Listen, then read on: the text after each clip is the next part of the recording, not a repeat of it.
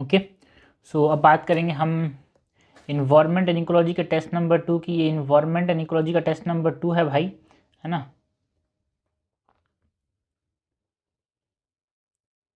Prelims test series में हमारे पास 2024 का प्रीलिम्स टेस्ट सीरीज़ में टेस्ट नंबर कितना है, 12 नंबर है, ठीक है। सो स्टार्ट करते हैं भाई। यहाँ पे जो क्वेश्चंस होंगे मैं बोल दूं कि यार बहुत कॉन्सेप्चुअल क्वेश्चंस होंगे। एंड इन्वायरमेंट इकोलॉजी का हमको वेटेज तो पता ही है बहुत ज़्यादा होता है, लगभग 15 से लेकर 20 क्वेश्चन हर साल आते हैं। और उस हिसाब से यहाँ पे करंट अफेयर पॉइंट्स भी इंक्लूडेड हैं, बट बेसिक इन्वायरमेंट से क्वेश्चन बहुत ज़्यादा है यहाँ पे। तो उसको देखते हुए हमने इसको बनाया है, तो उसको देखते हुए स्टार्ट करते हैं भाई क्वेश्चन नंबर 1 से। क्वेश्चन नंबर 1 है, consider the following statement with reference to air pollution. और एयर पॉल्यूटेंट्स की बात करनी है अपने को। Primary pollutants are usually produced from a process such as ash from a volcanic eruption. बिल्कुल सही है, प्राइमरी पॉल्यूटेंट जो होता है प्रोसेस से बनता है जिसमें वॉल्केनिक इरप्शन आता है। अब ये प्राइमरी पॉल्यूटेंट जो होते हैं ये रिएक्शन करके क्या बनाते हैं, सेकेंडरी पॉल्यूटेंट बनाते हैं। जैसे कि ऑक्सीजन ने ओजोन रेडिकल के साथ रिएक्ट करके ना, ऑक्सीजन रेडिकल के साथ ऑक्सीजन रेडिकल के साथ रिएक्ट करके ओजोन बना दिया, तो वो क्या है, सेकेंडरी पॉल्यूटेंट है ना। प्राइमरी पॉल्यूटेंट से अगर डिराइव पॉल्यूटेंट है तो उसको क्या बोलते हैं, सेकेंडरी पॉल्यूटेंट बोलते हैं। So first is correct. Second, secondary pollutant are less harmful than primary pollutant. नई बात, गलत बात है भाई। सेकेंडरी पॉल्यूटेंट ज़्यादा हार्मफुल होते हैं as compare to the primary pollutant. So first is correct, second is incorrect. हमसे करेक्ट पूछा गया, करेक्ट जाएगा ओनली वन, आंसर हो जाएगा ए।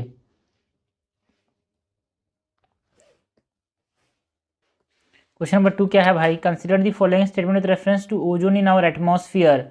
The ground level ozone is formed when nitrogen oxide. देखो ग्राउंड लेवल ओजोन जो होता है वो हमारे पास एक पॉल्यूटेंट होता है यार, पॉल्यूटेंट होता है। कैसे बनता है, नाइट्रोजन ऑक्साइड्स जब nitrogen oxide volatile organic compounds and gases जब आपस में रिएक्ट करते हैं तो क्या बनता है, peroxy acetyl nitrate plus ozone बनता है। ये ग्राउंड लेवल ओजोन बनता है भाई, है ना। सो बिल्कुल सही बात है first statement. Methyl bromide and halogens are ozone depleting gases. बिल्कुल सही बात है, जो हमारे पास हेलोजेंस होते हैं, मिथाइल ब्रोमाइड हो गया, क्लोरोफ्लोरोकार्बन्स हो गए जो कि रेफ्रिजरेटर से निकलते हैं, वो सब क्या होते हैं, ओजोन डिप्लीटिंग सब्सटेंस होते हैं। बिल्कुल सही बात है। The ozone layer is primarily found in troposphere. बच्चे बच्चे को बताया ओजोन लेयर कहाँ पाया जाता है, स्ट्रेटोस्फियर में पाया जाता है। This is incorrect. अब वो इंफ्रारेड रेडिएशन को नहीं, यूवी रेडिएशन को यहाँ पे क्या करता है, वो ब्लॉक करता है, तो दोनों इनकरेक्ट हो जाएगा। करेक्ट हमसे पूछा गया, करेक्ट हो जाएगा only 2 statements are correct. So answer हो जाएगा यहाँ पे बी। क्वेश्चन नंबर 3 है, विथ रेफरेंस टू स्मॉग। ठीक है, फॉग होता है ना, इसी में स्मॉग है, smoke plus fog is smog. Consider the following statement, sulphurous smog can be caused by the use of coal. Sulphurous smog जो है वो कोल की यूज़ की वजह से हो।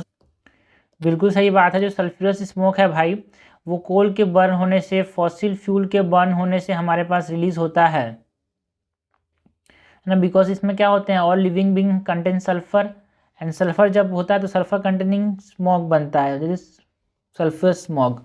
सेकेंड है, photochemical smog formed when the nitrogen oxide NOx, जो पिछले परीक्षा में देखा था हमने, NOx plus volatile organic compound जब रिएक्ट करते हैं तो पान बनता है, प्लस नाइट्रोजन प्लस ओजोन बनता है, ग्राउंड लेवल ओजोन। और ये सनलाइट की प्रेजेंस में होता है, एंड सनलाइट और हीट की प्रेजेंस में होता है ये। इसको बोलते हैं फोटोकेमिकल स्मॉग। ठीक है, फोटोकेमिकल स्मॉग का आपको कोई कंपोजिशन पूछेगा तो आप बोलना पान और ओ मेरी जान। ओ मेरी जान मतलब ओजोन। ठीक है, तो ये तरीका याद होता है भाई, याद होने का तरीका है फोटोकेमिकल स्मॉग बोलते हैं इसको। तो ये हीट के प्रेजेंस में बनता है, so the presence of sunlight या फिर heat. So photochemical smog is typically occur in cold climate. अभी देखा भाई मैंने कि हम बताया कि ये देखो वार्म हीट की जरूरत पड़ रही है पान एंड ओ मेरी जान बनने से। पान मतलब पेरोक्सीसिटाइल नाइट्रेट एंड ओजोन बनने के लिए हमारे पास क्या चाहिए भाई, हीट की जरूरत पड़ रही है, एंड हीट यहाँ पे जरूरी है। कोल्ड क्लाइमेट में नहीं बनेगा हमारे पास, क्या नहीं बनेगा कोल्ड क्लाइमेट में, कोल्ड क्लाइमेट में हमारे पास क्या नहीं बनेगा, फोटोकेमिकल स्मॉग नहीं बनेगा। करेक्ट हमसे पूछा गया है, करेक्ट हो जाएगा only 2 statements are correct. So answer हो जाएगा बी। आंसर क्या हो जाएगा, बी। क्वेश्चन 4 है, which of the following statement is not correct regarding the international treaty on plant genetic resource for food and agriculture, है ना। International treaty on plant genetic resource for food and agriculture के लिए not correct पूछा है। It is a legally binding international agreement, बिल्कुल सही बात है। इट एस्टेब्लाइज अ मल्टीलैटरल, देखो बाइंडिंग है इसीलिए आपको ये दिमाग में रखना है कि भाई जो है ना, जो ये ITPGFRA है जो कि जो international treaty on genetic plant resource है वो क्या है, बाइंडिंग है, इसीलिए इंपॉर्टेंट रहता है। जो चीज़ बाइंडिंग होती है उसको दिमाग में हमेशा रखना है भाई, कन्फ्यूजन नहीं होनी चाहिए, and it establishes a multilateral system of access and benefit sharing for the use of specific plant genetic resource. बिल्कुल सही बात है. It cover all plant genetic resource for food and agriculture. No, extreme word है all. ये सारे के सारे plant genetic resource को कवर नहीं करता, कुछ ही हैं, कुछ चुनिंदा यहाँ पे हमारे पास हैं जिसमें 64 मेजर क्रॉप्स आते हैं. Not all. So this is incorrect. हमसे इनके पूछा गया तो आंसर हो जाएगा यहाँ पे C. It organise farmers right including the right to save, use, exchange and sell farm saved seed. बिल्कुल सही बात है. फार्मर के राइट्स को रिकोगनाइज करता है जो हमारे पास international treaty on plant genetic resource for food and agriculture है वो. क्वेश्चन नंबर 5 है, with reference to flue gas desulphurisation technology consider the following statement. Flue gas desulphurisation is a set of technologies used to remove sulfur dioxide from exhaust flue gas of fossil fuel power plant. बिल्कुल सही बात है. जो desulphurisation मतलब sulphur को remove करेगा, तो carbon dioxide मतलब सल्फर डाइऑक्साइड को रिमूव करेगा भाई. एफडीजी जो है एफजीडी क्या करेगा, सल्फर को रिमूव करेगा. सल्फर डाइऑक्साइड के फॉर्म में तो सल्फर निकलता है, उसको रिमूव करेगा. The vast majority of plants in India have already adopted FGD technology to reduce air pollution. क्या जितने तरह के प्लांट्स हैं उसमें सबने FGD इस्तेमाल करना चालू कर दिया भाई. आप समझो यार, इंडिया में इतना एडवांसमेंट नहीं हुआ है कि हर जो चीज़ें हैं वो यहाँ पे इस टेक्नोलॉजी को अप्लाई कर लिएगा. तो यहाँ पे हमारे पास गवर्नमेंट ने बोला है कि देखो भाई इस्तेमाल करो यार इसको, है ना. बहुत ज़्यादा लोगों ने इसको इस्तेमाल नहीं किया है, लेकिन इसको इस्तेमाल करो ऐसा बोल रहा है. This is incorrect. कोई भी अच्छी चीज़ को पूरा सब लोग अच्छे से ले लें ऐसा हो नहीं सकता. तो ऐसे तो दिमाग भी लगा के सॉल्व करना होता है. It is more advantageous in comparison to the dry solvent injection system technology in reducing air pollution. बिल्कुल सही बात है. Okay, and FGD technology can also help in removal of mercury from the flue gases. ये भी सही है भाई. जो हमारे पास जो फ्लू गैस डीसल्फराइजेशन है वो सल्फर को तो हटाएगा ही हटाएगा, मरकरी को भी हटा देगा. ठीक है, तो करेक्ट हमसे पूछा, करेक्ट हो जाएगा 1, 3 and 4. Only 3 is correct. Question number 6 है, the following pollutant cause phenomena of necrosis. Necrosis कौन करता है भाई प्लांट स्पीसीज में? सल्फर डाइऑक्साइड क्या करता है? नेक्रोसिस करता है. सल्फर डाइऑक्साइड क्या करता है? नेक्रोसिस करता है. इसलिए सल्फर डाइऑक्साइड जो प्रोडक्शन है ना भाई, हमेशा याद रखना सल्फर डाइऑक्साइड जो प्रोडक्शन है वो खराब है भाई. बिकॉज वो क्या करता है, प्लांट में नेक्रोसिस करता है, प्लांट को मार देगा. नेक्रोसिस मतलब tissue death. Okay, question number 7 है, consider the following statement with reference to biological oxygen demand. हमको BOD की बात करनी है, बायोलॉजिकल ऑक्सीजन डिमांड की बात करनी है. It is the oxygen required for the decomposition of both organic and inorganic matter present in the water. No, biological oxygen demand में सिर्फ ऑर्गेनिक आएगा. अगर यहाँ पे केमिकल ऑक्सीजन डिमांड होता तो उसमें ऑर्गेनिक प्लस इनऑर्गेनिक दोनों आते हैं. So first is incorrect. If it is higher in concentration it indicate higher pollution. बिल्कुल सही बात है, ज़्यादा पॉल्यूशन होगा क्योंकि ज़्यादा ऑर्गेनिक मैटर किसी ने उसमें फेंक दिया है, इसलिए ज़्यादा BOD दिखाएगा. Coagulation can be use to resolve it. क्या कोएगुलेशन से हम बायोलॉजिकल ऑक्सीजन डिमांड को रिड्यूस कर सकते हैं? बिल्कुल कर सकते हैं भाई. कोएगुलेशन में हम किसका इस्तेमाल करते हैं? एलम का इस्तेमाल करते हैं या फिर कैटायोनिक पॉलीमर्स का इस्तेमाल करते हैं, जो कि क्या करते हैं यहाँ पे उसको जल्दी डिकम्पोज होने में हेल्प करते हैं. ओके, सो करेक्ट हमसे पूछा कर जाएगा. ओनली 2 स्टेटमेंट्स आर करेक्ट यहाँ पे. Second and third statement is correct. Question number 8 है, with reference to algal bloom. Algal bloom की बात करनी है. Consider the following statement. They often result in colour change in the water. बिल्कुल सही बात है, ग्रीनिश हो जाते हैं वो. Harmful algal bloom can deplete oxygen in water and lead to low dissolve oxygen levels, जिनको हम डेड जोन बोलते हैं. बिल्कुल सही बात है, करेक्ट हमसे बोला गया है. करेक्ट हो जाएगा both 1 and 2. Okay, question number 9 है भाई, with reference to dead zone. जो अभी देखा मैंने बोला जो कंसिडर मतलब एल्गल ब्लूम की वजह से मैंने क्या क्या बोलता है यार, एल्गल ब्लूम की वजह से जनरली डेड जोन्स बन जाते हैं. Consider the following statement. They are hyperoxic. No, they are hypoxic, क्योंकि ऑक्सीजन यहाँ पे कम होता है. दे आर हाइपोक्सिक जोन्स, है ना, नॉट हाइपर ऑक्सिक. ऑक्सीजन कम है यहाँ पे. The process of eutrophication prohibit the creation of dead zone. No, eutrophication मतलब नेचुरल तो है, ठीक है, बट आर्टिफिशियल बता मतलब न्यूट्रिएंट एनरिचमेंट हो रहा है लेक का। न्यूट्रिएंट एनरिचमेंट मतलब उसमें ऑर्गेनिक कंपाउंड किसी ने फेंक दिए, तो ऑर्गेनिक कंपाउंड जब फेंक दिए तो न्यूट्रिएंट है वहाँ पे, तो एल्गी का ग्रोथ होगा। जब एल्गी का ग्रोथ होगा तो वहाँ पे हमने देखा क्या होता है, ऑक्सीजन को खींच लेगा एल्गी, तो डेड जोन का फॉर्मेशन बढ़ेगा कि कम होगा, बढ़ेगा। So eutrophication not prohibited, promotes the creation of dead zones. So this is incorrect. Dead zones are often caused by the excessive nutrient pollution from the human activities. बिल्कुल सही बात है, एक्सेसिव न्यूट्रिएंट पॉल्यूशन की वजह से वहाँ पे excessive algal growth हो रहा है। एक्सेसिव एल्गल ग्रोथ की वजह से ऑक्सीजन कंज्यूम कर ले रहे हैं, उसका CO2 ज़्यादा है, और वो ऑक्सीजन कंज्यूम करने की वजह से वहाँ पे क्या हो रहा है, ऑक्सीजन कम हो जा रहा है, हाइपोक्सिक रीजन बन जा रहे हैं, इसको डेड जोन बोल रहे हैं यार। तो करेक्ट हमसे पूछा, कट जाएगा ओनली 1। ओके, क्वेश्चन नंबर 10 देखते हैं भाई। क्वेश्चन नंबर 10 क्या है, read bed technology. Read bed technology जो है sometimes in the news. Read bed technology क्यों न्यूज़ में देखने को मिलता है, सीवेज ट्रीटमेंट के लिए, है ना। रीड बेड टेक्नोलॉजी में क्या करते हैं भाई, रीड बेड टेक्नोलॉजी में हम क्या करते हैं, सीवेज ट्रीटमेंट करते हैं, है ना। एक सस्टेनेबल एंड इफेक्टिव मेथड है किसका, सीवेज ट्रीटमेंट का, जिसमें कोई भी इलेक्ट्रिसिटी की जरूरत नहीं पड़ती यार, है ना। एंड बहुत सारी स्पीसीज़ को यहाँ पे हम ग्रो करते हैं, जिसमें पॉल्यूटेंट्स को रिमूव करेंगे हम, बिल्कुल सही बात है, वेस्ट वाटर को हटा देंगे।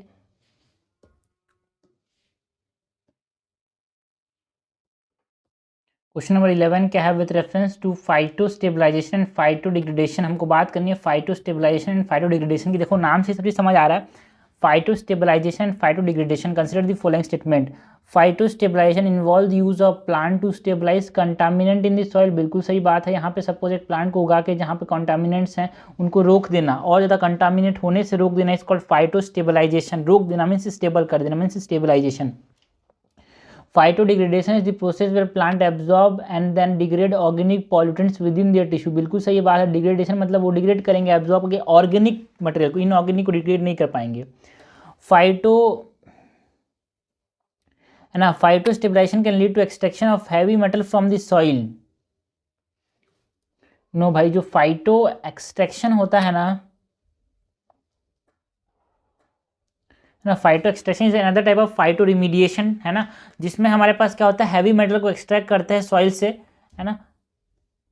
Third is incorrect. Phyto degradation is effective only for inorganic contaminants. No, अभी देखा भाई ये किसके लिए इफेक्टिव था, ये फाइटो डिग्रेडेशन जो था वो ऑर्गेनिक कंटामिनेंट्स के लिए यहाँ पे एप्लीकेबल था, not for inorganic. So this is incorrect. हमसे करेक्ट पूछा गया है भाई, करेक्ट क्या है हमारे पास, करेक्ट जाएगा ओनली 2। करेक्ट क्या हो जाएगा, करेक्ट जाएगा only 2। Statement number 20 correct. Question number 12 है, which of the following are suitable way to clean oil spills. Oil spills को कैसे क्लीन कर सकते हैं भाई हम, क्या बर्निंग से कर सकते हैं, बिल्कुल सही है। स्कीमिंग से कर सकते हैं, बिल्कुल सही है। पायरोलाइसिस से कर सकते हैं। पायरोलाइसिस में याद रखना, पारो जो है देवदास के बिना नहीं रह सकता, देवदास मतलब ऑक्सीजन है, तो पायरोलाइसिस में हमारे पास क्या चाहिए, ऑक्सीजन चाहिए। इंसिनरेशन में ऑक्सीजन नहीं चाहिए, बहुत इंपॉर्टेंट चीज़ है यार। सो पायरोलाइसिस में ऑक्सीजन प्रेजेंट होता है। एंड यूजेज ऑफ केमिकल्स, बिल्कुल सही बात है। यूजेज ऑफ केमिकल्स में हमारे पास क्या करते हैं, केमिकल यूज़ के भी हम ऑयल स्पिल्स को क्लियर कर सकते हैं। सपोज करो ट्रेन, हमारे पास पानी जहाज जा रहा था, पानी जहाज जा रहा था, वो समुद्र में गिर गया, पानी में क्या क्या पूरा तेल तेल हो गया, है ना। सो अब क्या हो सकता है, क्या हम अब उसको ठीक कर सकते हैं, बिल्कुल ठीक कर सकते हैं। कैसे ठीक करेंगे भाई, बर्निंग से ठीक करेंगे, स्कीमिंग से ठीक करेंगे, पैरालिसिस से ठीक करेंगे, है ना, यूज़ ऑफ केमिकल से ठीक करेंगे। तो करेक्ट हमसे पूछा गया, करेक्ट क्या हो जाएगा, 1 2 3 4। क्वेश्चन नंबर 13 है, with reference to plastic pollution. हमको बात किसकी करनी है, प्लास्टिक पॉल्यूशन की बात करनी है। Consider the following statement.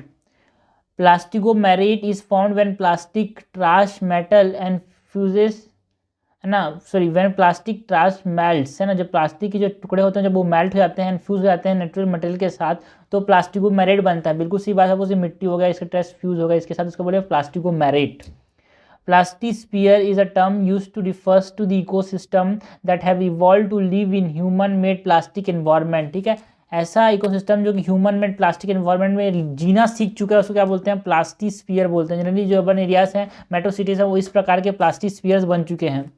Micro debris are plastic debris when it is larger than 20 mm। No, micro debris मतलब ऐसे प्लास्टिक डेब्रीज जो कि किसके किसके बीच में आते हैं, it is between 2 to 5 mm। Micro debris और ऐसा प्लास्टिक के डिब्रीज जो कि 2 to 5 mm के बीच में आते हैं। हमसे करेक्ट पूछा गया है, करेक्ट हो जाएगा ओनली 2। क्वेश्चन 14 है, विद रेफरेंस टू थर्मोप्लास्टिक, हमको बात किसकी करनी है, थर्मोप्लास्टिक की बात करनी है। Consider the following statement, this material have very high melting point. No, thermoplastic का मेल्टिंग पॉइंट बहुत कम होता है यार, लो मेल्टिंग पॉइंट होता है थर्मोप्लास्टिक। एग्जांपल की बात करें तो जो पॉलीविनाइल क्लोराइड होता है ना, पीवीसी के पाइप्स होते हैं, वो थर्मोप्लास्टिक, थोड़े से भी गर्म कर दो मेल्ट हो जाएंगे। They can be remoulded and recycled without negatively affecting material physical property, बिल्कुल सही बात है। Polyvinyl chloride is an example of thermoplastic, ये भी सही बात है। करेक्ट हमसे पूछा, करेक्ट हो जाएगा ओनली 2, आंसर हो जाएगा यहाँ पे बी। क्वेश्चन नंबर 5 है, which one of the following bioplastic is used for making bank note. तो आपको पता होना चाहिए, जनरल नॉलेज का भी क्वेश्चन है यार। बैंक नोट बनाने के लिए कौन से प्लास्टिक का इस्तेमाल किया जाता है, तो पॉलीहाइड्रोक्सी ब्यूटारेट पीएचबी का इस्तेमाल किया जाता है। जो बैंक के नोट होते हैं ना, वो कागज से नहीं बनते भाई, वो प्लास्टिक से बनते हैं ना। तो वो प्लास्टिक कौन सा इस्तेमाल किया जाता है, यहाँ पे पॉलीहाइड्रोक्सी ब्यूटारेट का इस्तेमाल किया जाता है। क्या इस्तेमाल किया जाता है, पॉलीहाइड्रोक्सी ब्यूटारेट का इस्तेमाल किया जाता है for making what, for making bank notes. Okay,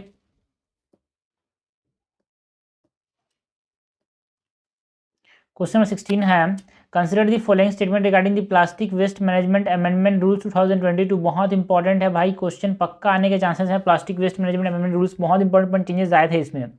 the rules aim to eliminate single use plastic and promote their alternatives, बिल्कुल सही बात है। यहाँ पे हम पेपर बैग्स की बात कर, मतलब पेपर बैग्स की बात करते हैं। Under the new rule plastic packaging has been categorize into 2 categories. New rules के हिसाब से हमारे पास जो प्लास्टिक कैटेगरीज है, मतलब जो बैग के हमारे पास जो पैकिंग कैटेगरीज है, उसको 2 कैटेगरी में हमने क्लासीफाई किया है। क्या 2 कैटेगरी में क्लासीफाई किया है क्या, नो भाई, हमारे पास कितने कैटेगरीज में इसको क्लासीफाई किया गया है, इंटू 4 कैटेगरीज। ठीक है, कितने कैटेगरीज में हमारे पास क्लासीफाई किया गया है, into 4 categories. The introduction of extended producer responsibility certificate allows the sale and purchase of surplus certificate, बिल्कुल सही बात है।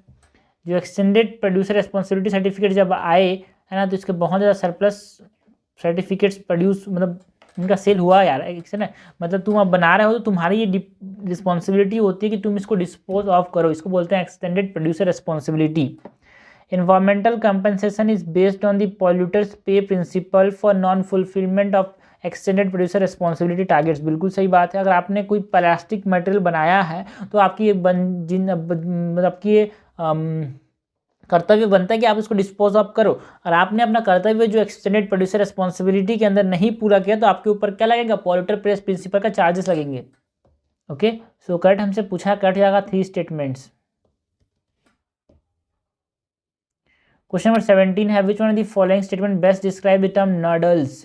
जो नडल्स है वो हमारे पास क्या होते हैं यार, there affordable nano carbon tubes design for water purification, there polymetric nodules form deep in earth ocean, they are tiny plastic pellets that form raw material for plastic product, बिल्कुल सही बात है। ये क्या होते हैं, रॉ मटेरियल होते हैं भाई, किसके लिए, प्लास्टिक प्रोडक्ट्स के लिए। छोटे जो प्लास्टिक मटेरियल रॉ मटेरियल आते हैं उसको क्या बोलते हैं, नडल्स बोलते हैं। This are what, this are raw material for plastic. Okay, and there is reserves of shale gas found in the continental shelf, गलत बात है। So nurdles are what, this are tiny plastic pellets, जिनसे हमारे पास thermocol होता है ना, उसी प्रकार के प्लास्टिक पैलेट्स होते हैं, इसको नडल्स बोलते हैं। उनसे हम क्या कर सकते हैं, प्लास्टिक बना सकते हैं, प्लास्टिक प्रोडक्ट बना सकते हैं।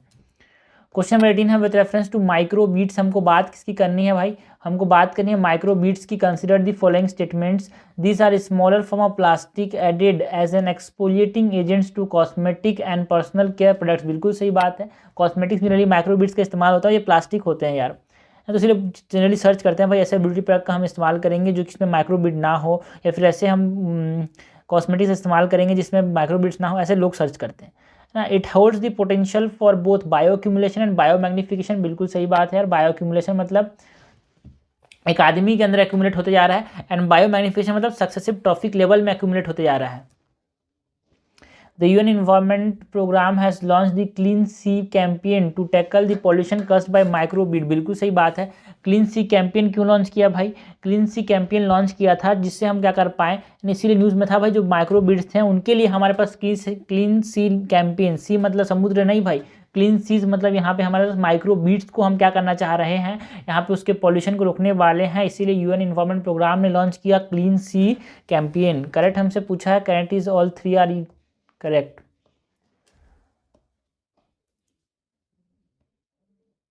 क्वेश्चन नंबर 19 है consider the following statement with reference to solid waste management rules 2016। Solid waste management rule 2016 को बहुत इंपॉर्टेंट है, एंड हमारे पास जो plastic waste management amendment rule 2022 बहुत इंपॉर्टेंट है यार। The local authorities are responsible for the development of infrastructure for collection, storage and disposal of municipal solid waste। ऐसा सॉलिड वेस्ट मैनेजमेंट रूल्स बोलते हैं क्या? ऐसा सॉलिड वेस्ट मैनेजमेंट रूल बोलते हैं कि जो लोकल कम्युनिटीज़ हैं वो रेस्पॉन्सिबल होंगे। बिल्कुल सही बात है यार। Under this rule generator will have to pay a user fee to the waste collector. बिल्कुल सही बात है, जो जनरेटर होगा उसको वेस्ट कलेक्टर को क्या देना पड़ेगा? फी देना पड़ेगा under the solid waste management rules. And generator will segregate waste in only two streams, namely biodegradable and non biodegradable। ये गलत है भाई, बिकॉज जो जनरेटर होगा वो सेग्रीगेट करेगा इसको तीन प्रकार में, एक बायोडिग्रेडेबल, एक नॉन बायोडिग्रेडेबल, एक होगा हमारे पास डोमेस्टिक हैजार्ड्स। ओके, तो इन तीन तरीके से हमारे पास जो गंदगी है, जो सॉलिड वेस्ट है, उसको सेपरेट करेगा, सेग्रीगेट करेगा। कौन? जनरेटर। जनरेटर को पैसा कौन देगा? जो हमारे पास कलेक्टर है वो।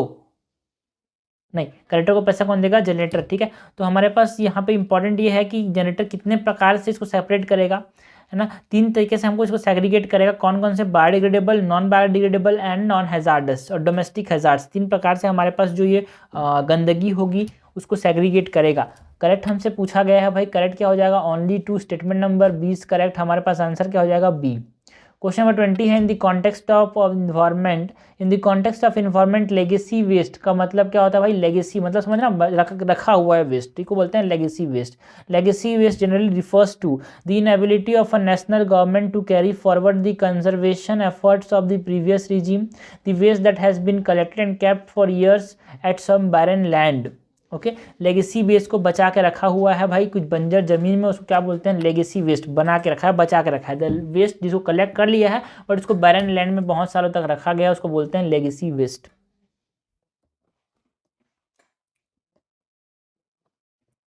क्वेश्चन 21 है consider the following statement with reference to solid waste management और सॉलिड वेस्ट ट्रीटमेंट मेथोडोलॉजीज। हमको बात किसकी करनी है? सॉलिड वेस्ट ट्रीटमेंट मेथोडोलॉजीज की बात करनी है। Incineration is a process of combustion in absence of oxygen. मैंने बोला पारो देवदास के बिना नहीं रह सकती, मतलब पारो यहाँ पे पायरोलाइसिस है भाई। पायरोलाइसिस के लिए क्या चाहिए? ऑक्सीजन की जरूरत पड़ेगी। ठीक है, ये बोल रहा है इंसिनरेशन जो है वो एब्सेंस ऑफ ऑक्सीजन में होता है। सॉरी, उल्टा हो गया भाई। पायरोलाइसिस, पारो जो है देवदास को पसंद नहीं करती, तो भाई देवदास के बिना रहेगी ये। सो पायरोलाइसिस जो होता है वो ऑक्सीजन के एब्सेंस में होता है, एंड इंसिनरेशन जो है वो प्रेजेंस में होता है। ठीक है, तो ऐसा रहने, पारो देवदास को पसंद नहीं करती तो ये ऑक्सीजन के एब्सेंस में होगा, और जो इंसिनरेशन है वो ऑक्सीजन के प्रेजेंस में होगा। So this is incorrect. Pyrolysis is a process where a huge amount of waste are burned in blast furnace at high temperature. No,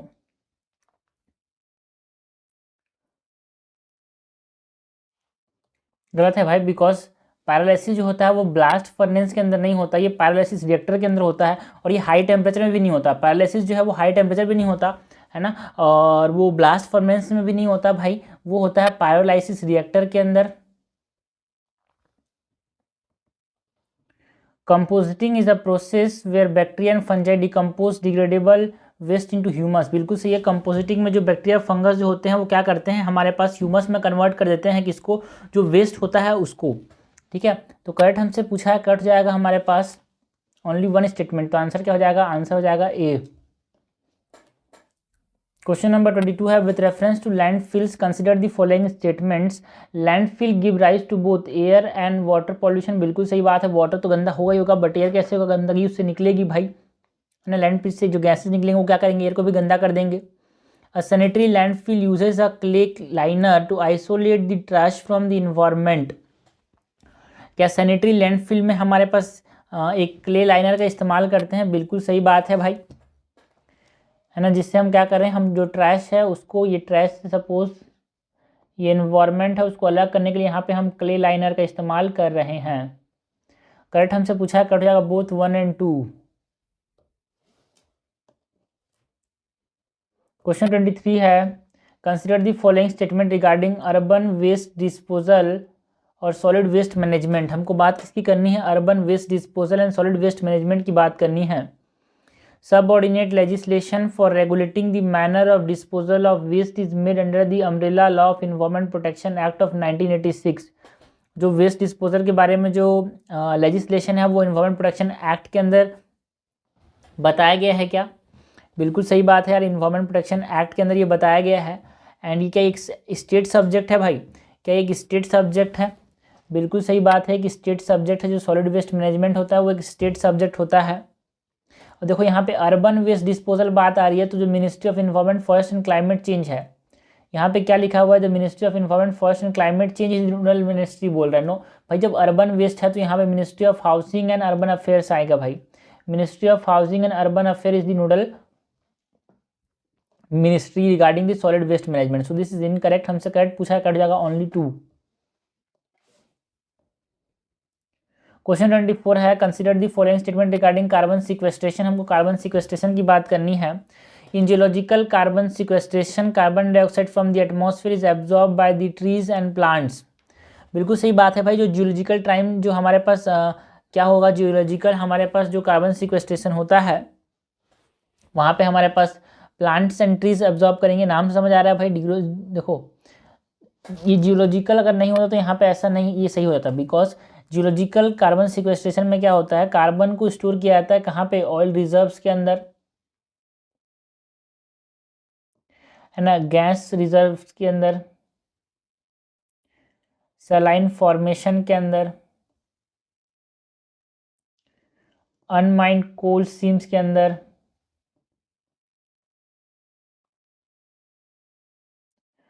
सो इनको ट्रीज एंड प्लांट में स्टोर नहीं किया जाता जियोलॉजिकल कार्बन सिक्वेस्ट्रेशन में। Geological carbon sequestration में यहाँ पे oil reserves के अंदर स्टोर किया जाता है, गैस रिजर्व्स के अंदर स्टोर किया जाता है, सलाइन फॉर्मेशंस के अंदर स्टोर किया जाता है, एंड अनमाइंड कोल्ड सीम्स के अंदर स्टोर किया जाता है। First is incorrect. Natural sequestration जो होता है स्लो बोल रहा है compare to the artificial sequestration. बिल्कुल सही बात है, natural process are slow. It improve the health of the soil but not the quality of the crop. क्या ये सॉइल के हेल्थ को इम्प्रूव करेगा भाई? नो, सॉइल की क्वालिटी को तो इम्प्रूव करता ही करता है ना, सॉइल के हेल्थ को तो इम्प्रूव करता ही करता है। कार्बन सिक्वेस्ट्रेशन जो क्वालिटी ऑफ क्रॉप है उसको भी इम्प्रूव करता है। सो दोनों को इम्प्रूव करता है भाई। फोर्थ है, ocean sequestration involve storing carbon dioxide in deep oceans. क्या यहाँ पे डीप ओशंस की बात होती है जहाँ पे हम कार्बन को स्टोर करते हैं? बिल्कुल सही बात है। हम मोर देन 1000 मीटर डीप इसको स्टोर करते हैं। बिल्कुल सही बात है, करेक्ट हमसे पूछा गया है। करेक्ट क्या होगा? 1 और 4। आंसर क्या जाएगा करेक्ट? यहाँ पे only 2 statements are correct. Question 25 है, consider the following statement with reference to arsenic pollution. हमको बात किसकी करनी है भाई? हमको बात करनी है आर्सेनिक पॉल्यूशन की। In India arsenic affected states are Assam, Bihar, Jharkhand, Punjab, Uttar Pradesh and West Bengal. क्या ये सब स्टेट्स जो हैं वो आर्सेनिक से ग्रसित हैं, आर्सेनिक के जो इफेक्ट्स से ग्रसित हैं? बिल्कुल सही बात है। Under the Jal Jeevan mission 10% weightage of fund is given to states और union territories which have pollution और which are population reading in habitation affected by chemical contaminants such as arsenic. बिल्कुल सही बात है। तो जल जीवन मिशन के अंदर 10% जो पैसा है फंड का, उसको किसको दिया गया है भाई? उसको उन लोगों को दिया गया है, उन स्टेट्स को दिया जाएगा, उन यूनियन टेरिटरीज को दिया जाएगा जहाँ पे हमारे पास ऐसे लोग रहते हैं जिनको दिक्कतें हो रही है भाई केमिकल कंटामिनेंट से, जैसे कि आर्सेनिक से। करेक्ट हमसे पूछा, करेक्ट हो जाएगा बोथ 1 और 2। क्वेश्चन 26 है, consider the following statement with reference to paleoproxies. Paleoproxies की बात करनी है। They are indicators used by scientist to reconstruct past climate and environmental conditions. Paleoproxies क्या होता है भाई? क्या ये ऐसी चीज़ें होती है जिनको जो साइंटिस्ट हैं वो इस्तेमाल करते हैं, है ना? देखो, पेलियो क्लाइमेटिक प्रॉक्सिस, पेलियो क्लाइमेटिक प्रॉक्सिस क्या बोलते हैं? पेलियो प्रॉक्सिस बोल देते हैं। बिल्कुल सही बात है यार, ये ऐसे इंडिकेटर्स हो जिनको साइंटिस्ट इस्तेमाल करते हैं टू रिकंस्ट्रक्ट पास्ट क्लाइमेट, कि जगह का क्लाइमेट पहले कैसे होगा कैसे पता लगाते हैं? पेलियो प्रॉक्सिस से पता लगाते हैं। एंड हमारे पास they are derive from physical, biological and chemical processes that response to change in temperature and other climatic factors. बिल्कुल सही बात है। Paleoproxies only provide information about the earth climate and do not extreme word लग रहा है तो साफ लग रहा था, do not useful for studying change in the sea level और बायोटिक कम्युनिटीज़। गलत बात है भाई, ये अर्थ के इन्वायरमेंट के बारे में बताते ही बताते हैं, बट उसके साथ हमको हेल्प भी करते हैं studying the sea level change, biotic communities में स्टडी करने, उनके बारे में स्टडी करने में हमको हेल्प करते हैं। दिस इज इनकरेक्ट, हमसे करेक्ट पूछा गया, करेक्ट जाएगा ओनली 2। क्वेश्चन 27 है हमारे पास, कंपाला डिक्लेरेशन 2023 जो है, कंपाला डिक्लेरेशन 2023 है, is related to the following areas. Kampala declaration जो है वो किसके ऊपर था भाई? कंपाला डिक्लेरेशन क्लाइमेट चेंज के ऊपर था यार। कंपाला किसके ऊपर था? कंपाला डिक्लेरेशन था क्लाइमेट चेंज के ऊपर, है ना। यहाँ पे हम माइग्रेशन की बात करते हैं, declaration on migration, environment and climate change. Kampala declaration on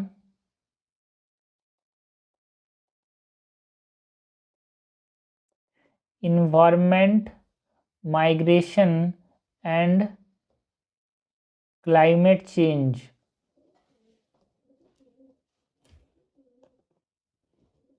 question number 28 है, with reference to carbon border adjustment mechanism CBMA। Carbon border adjustment mechanism की बात करनी है, CBMA की, विकी न्यूज़ में था भाई। It allows countries to impose a carbon tax on imported product. बिल्कुल सही बात है। It is an initiative of ASEAN, no it is an initiative of European Union भाई, ठीक है। सो करेक्ट हमसे पूछा, करेक्ट हो जाएगा ओनली 1। करेक्ट क्या हो जाएगा? करेक्ट हो जाएगा ओनली 1। ओके, उसके बाद हमारे पास नेक्स्ट क्वेश्चन देखते हैं भाई। क्वेश्चन नंबर 29 है, consider the following statement regarding the carbon offsetting. हमको बात किसी करनी है, कार्बन ऑफसेटिंग की बात करनी है, और कार्बन मतलब बाहर निकालना है, ऑफसेट कर देना, बाहर निकाल देना है। Carbon offsetting is a strategy for businesses to avoid immediate reduction within their operation. क्या यहाँ पे हमारे पास उनके ऑपरेशन में कम करने की बात होती है भाई? कार्बन ऑफसेटिंग का मतलब क्या होता है ना? कार्बन ऑफसेटिंग का मतलब क्या होता है यार? कार्बन ऑफसेटिंग का मतलब है, it is a mechanism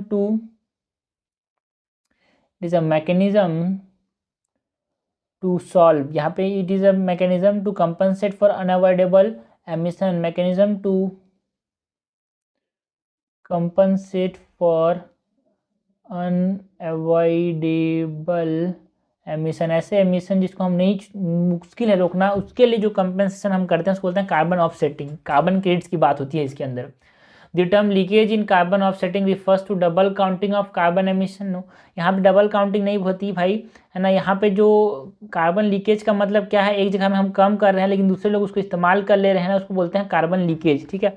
leakage in the carbon, यहाँ पे इसका मतलब क्या है? Unintended increase in the emission of one area as a result of the emission reduction in another area. कोई यहाँ कम हो रहा है तो उसको कार्बन क्रेडिट खरीद के कोई और उसका इस्तेमाल करके वहाँ पे जगह एमिशन ज़्यादा हो रहा है तो उसको हम क्या बोलते हैं? लीकेज बोलते हैं। बिकॉज उसने उसका कार्बन क्रेडिट का इस्तेमाल कर लिया है भाई, और उसका इस्तेमाल करके कहीं और पे वो इस्तेमाल कर रहा है उसका, तो एक जगह बचा के दूसरे का इस्तेमाल कर रहा है, उसका बोलेंगे कार्बन लीकेज बोलते हैं इसको। सो it is not a double counting, it is एक जगह पे कम होना तो एक जगह पे बढ़ना। Carbon offset are quantified and sold in megawatts. No, इसको बोलते हैं टन्स के अंदर। कार्बन ऑफसेटिंग किस फॉर्म में होता है भाई? यूनिट मेट्रिक टन्स के फॉर्म में। ओके, है ना, मेट्रिक टन्स ऑफ CO2 के फॉर्म में कार्बन ऑफसेटिंग किया जाता है। करेक्ट हमसे पूछा, करेक्ट तो कोई सा भी नहीं है, तो ना इधर, है ना, हमारे पास करेक्ट क्या हो जाएगा? नन। क्वेश्चन नंबर 30 है, which of the following initiatives aim to reduce black carbon in the atmosphere by introducing efficient stove technologies and solar cookers. ठीक है, इनमें से कौन से ऐसे इनिशिएटिव्स हैं जो क्या करेंगे भाई? ब्लैक कार्बन को रिड्यूस करते हैं इन the atmosphere by introducing efficient stove technologies and solar cookers. Operation Surya जो है वो किस लिए बनाया गया था भाई? ऑपरेशन सूर्या बनाया गया था to reduce what? To reduce the black carbon in atmosphere. Okay, question number 31 है भाई, consider the following industrial applications, semiconductor manufacturing, aluminium production, magnesium processing. How many of the above industrial application include the role of sulphur hexafluoride? Sulphur hexafluoride का कहाँ कहाँ पे role होता है? Semiconductor में इस्तेमाल बिल्कुल होगा, बिकॉज सेमीकंडक्टर में हमारे पास जर्मेनियम, सिलिकॉन, है ना, और सल्फर तो बहुत इंपॉर्टेंट होता है यार, तो सेमीकंडक्टर इंडस्ट्री में इसका इस्तेमाल होता है। क्या एल्यूमिनियम प्रोडक्शन में इसका इस्तेमाल होता है यार? बिल्कुल सही बात है, एल्यूमिनियम प्रोडक्शन में इसका इस्तेमाल होता है, बिकॉज एल्यूमिनियम और सल्फर को कंबाइन करके एल्यूमिनियम को एक्सट्रैक्ट करने में इस्तेमाल किया जाता है। मैग्नीशियम प्रोसेसिंग में उतना इस्तेमाल नहीं होता है ना, सल्फर हेक्साफ्लोराइड का। ठीक है, तो ये न्यूज़ में था यार, इसलिए सल्फर हेक्साफ्लोराइड का हमको बेसिक चीज़ें पता होनी चाहिए, और ऐसे क्वेश्चन जनरली आपको ना भी आए तो कोई दिक्कत नहीं है, बट ऐसे क्वेश्चन को छोड़ देते हैं बिकॉज ज़्यादा दिमाग नहीं लगाना होता है ना। जनरली ऐसे क्वेश्चंस का आंसर ऑल होता है, बट एग्जाम में तो आएगा ऑल लगा देना, बट यहाँ पे अगर आपको टिक करना है तो यहाँ पे लगा दो सेमीकंडक्टर प्रोसेसिंग। याद करो यार, अभी इसी टेस्ट से कर रहे हैं हम कि जो एग्जाम में आए उससे क्वेश्चन अभी से बना ले, एग्जाम में आए तो एग्जाम में सॉल्व कर पाएँ, अभी ना भी चाहें तो ठीक है। तो सेमीकंडक्टर मैन्युफैक्चरिंग में हमारे पास किसका इस्तेमाल होता है भाई? सल्फर का इस्तेमाल होता है। एल्यूमिनियम प्रोडक्शन में सल्फर का इस्तेमाल होता है। मैग्नीशियम प्रोसेसिंग में इस्तेमाल नहीं होता। तो आंसर यहाँ पे क्या होगा, किस में होता है बोलेगा तो आंसर लगाएंगे हम ओनली 2। क्वेश्चन नंबर 32 है, consider the following statement regarding climate forcing. Climate forcing की बात करनी है। पॉजिटिव फोर्सिंग में हमारे पास टेम्परेचर बढ़ता है, नेगेटिव फोर्सिंग में टेम्परेचर कम होता है। Burning fossil fuel and deforestation can contribute to both positive and negative climate forcing. बिल्कुल सही बात है यार, बर्निंग फॉसिल फ्यूल से बोथ क्लाइमेट फोर्सिंग भी होगा, है ना, एंड नेगेटिव क्लाइमेट फोर्सिंग भी होगा, है ना। पॉजिटिव क्लाइमेट फोर्सिंग कैसे होगा भाई? फॉसिल फ्यूल से हमारे पास global green house gas emission होगा, ग्रीन हाउस गैस एमिशन होगा जिससे टेम्परेचर बढ़ेगा। एंड डिफॉरेस्टेशन से क्या होगा? सरफेस एरिया कम होगा।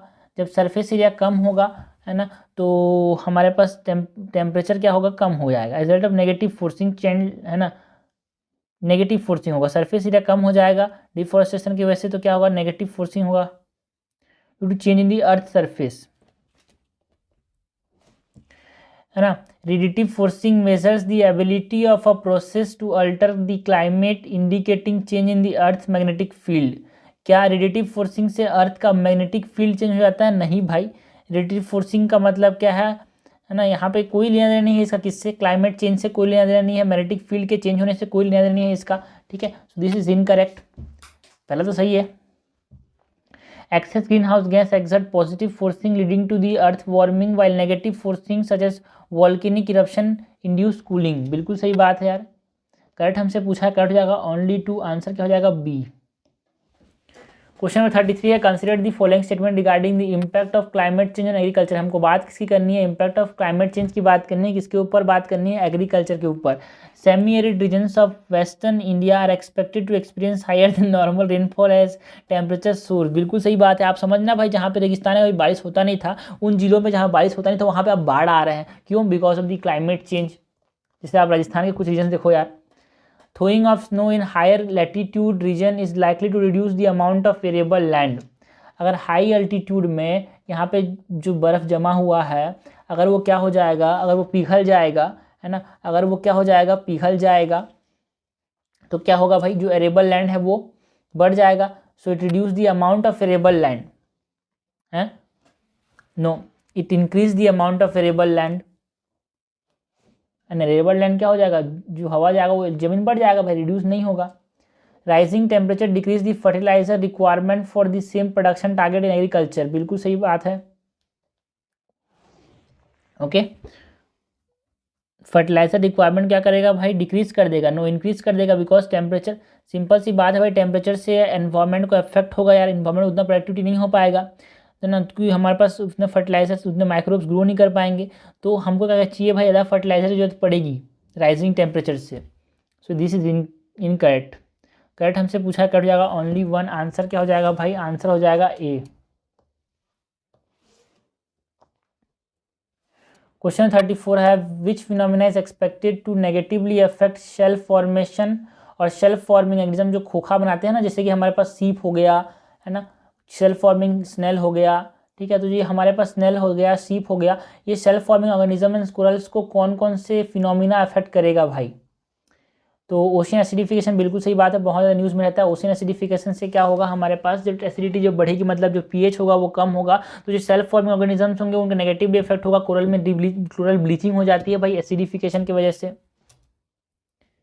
क्वेश्चन नंबर 35 है, consider the following statement regarding the impact of sea level rise. Sea level rise का क्या इम्पैक्ट रहेगा, ये हमसे पूछा गया है। Sea water percolation due to inundation can enhance fresh water supplies in coastal area. Simple सी बात है, इनहांस कैसे होगा भाई? सपोज ये कोस्टल एरिया है, ये सी एरिया है, यहाँ से अगर खाया पानी अगर सी कोस्टल एरिया में आ गया तो यहाँ का फ्रेश वाटर कम हो जाएगा भाई, एनहांस कैसे होगा? So this is incorrect. Warming seas are not likely to have an impact on intensity of tropical storms. बिल्कुल गलत बात है भाई। जब ट्रॉपिकल स्टॉर्म्स, जैसे हमें पता है ना भाई, ट्रॉपिकल स्टॉर्म्स हमें बस पता है साइक्लोन्स बनने के लिए 27 डिग्री सेल्सियस चाहिए, अगर वो आसानी से वार्म हो रहे हैं, ट्रॉपिकल साइक्लोन्स का इंटेंसिटी क्या होगा? बढ़ेगा भाई। So this is incorrect because not likely to have an impact बोल रहा है। Rain forest are likely to experience increase precipitation due to sea level rising. No, increase कैसे होगा भाई, डिक्रीज प्रिसिपिटेशन होगा यार, है ना, सी लेवल राइजिंग की वजह से डिक्रीज प्रिसिपिटेशन होगा। तो करेक्ट हमसे पूछा, करेक्ट तो कोई सा भी नहीं है, तो आंसर क्या हो जाएगा यहाँ पे डी। क्वेश्चन नंबर 36 है, consider the following statement on climate change impact on ecosystem. हमको किसकी बात करनी है भाई, क्लाइमेट चेंज इम्पैक्ट की बात करनी है ऑन इकोसिस्टम।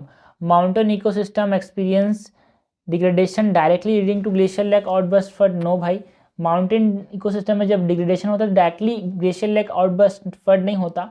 जनरली हमारे पास जो ग्लेशियर लेक आउटबर्स्ट फ्लड होते हैं, जो ग्लेशियर लेक आउटबर्स्ट फ्लड होते हैं वो मेनली क्यों होते हैं भाई, है ना, दे अकर बिकॉज ऑफ दी, हमारे पास बहुत सारे फीचर्स हैं, जैसे कि हमारे पास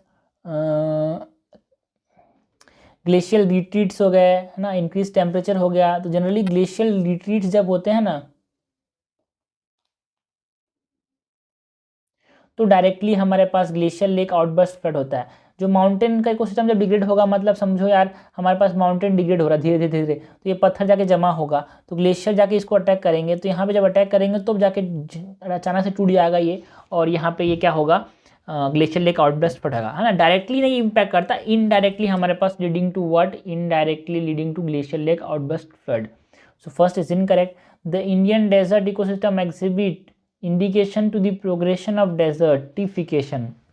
इंडियन डेजर्ट सिस्टम जो है ये क्या करता है, ये बताता है कि कैसे हमारे पास डेजर्ट की तरफ हम और आगे बढ़ रहे हैं, बिकॉज हमारा इंडियन डेजर्ट और एक्सपांड कर रहा है यार, है ना। सो दिस इज करेक्ट, हमसे करेक्ट पूछा गया, करेक्ट हो जाएगा 2 ओनली। आंसर क्या हो जाएगा यहाँ पे, आंसर हो जाएगा बी।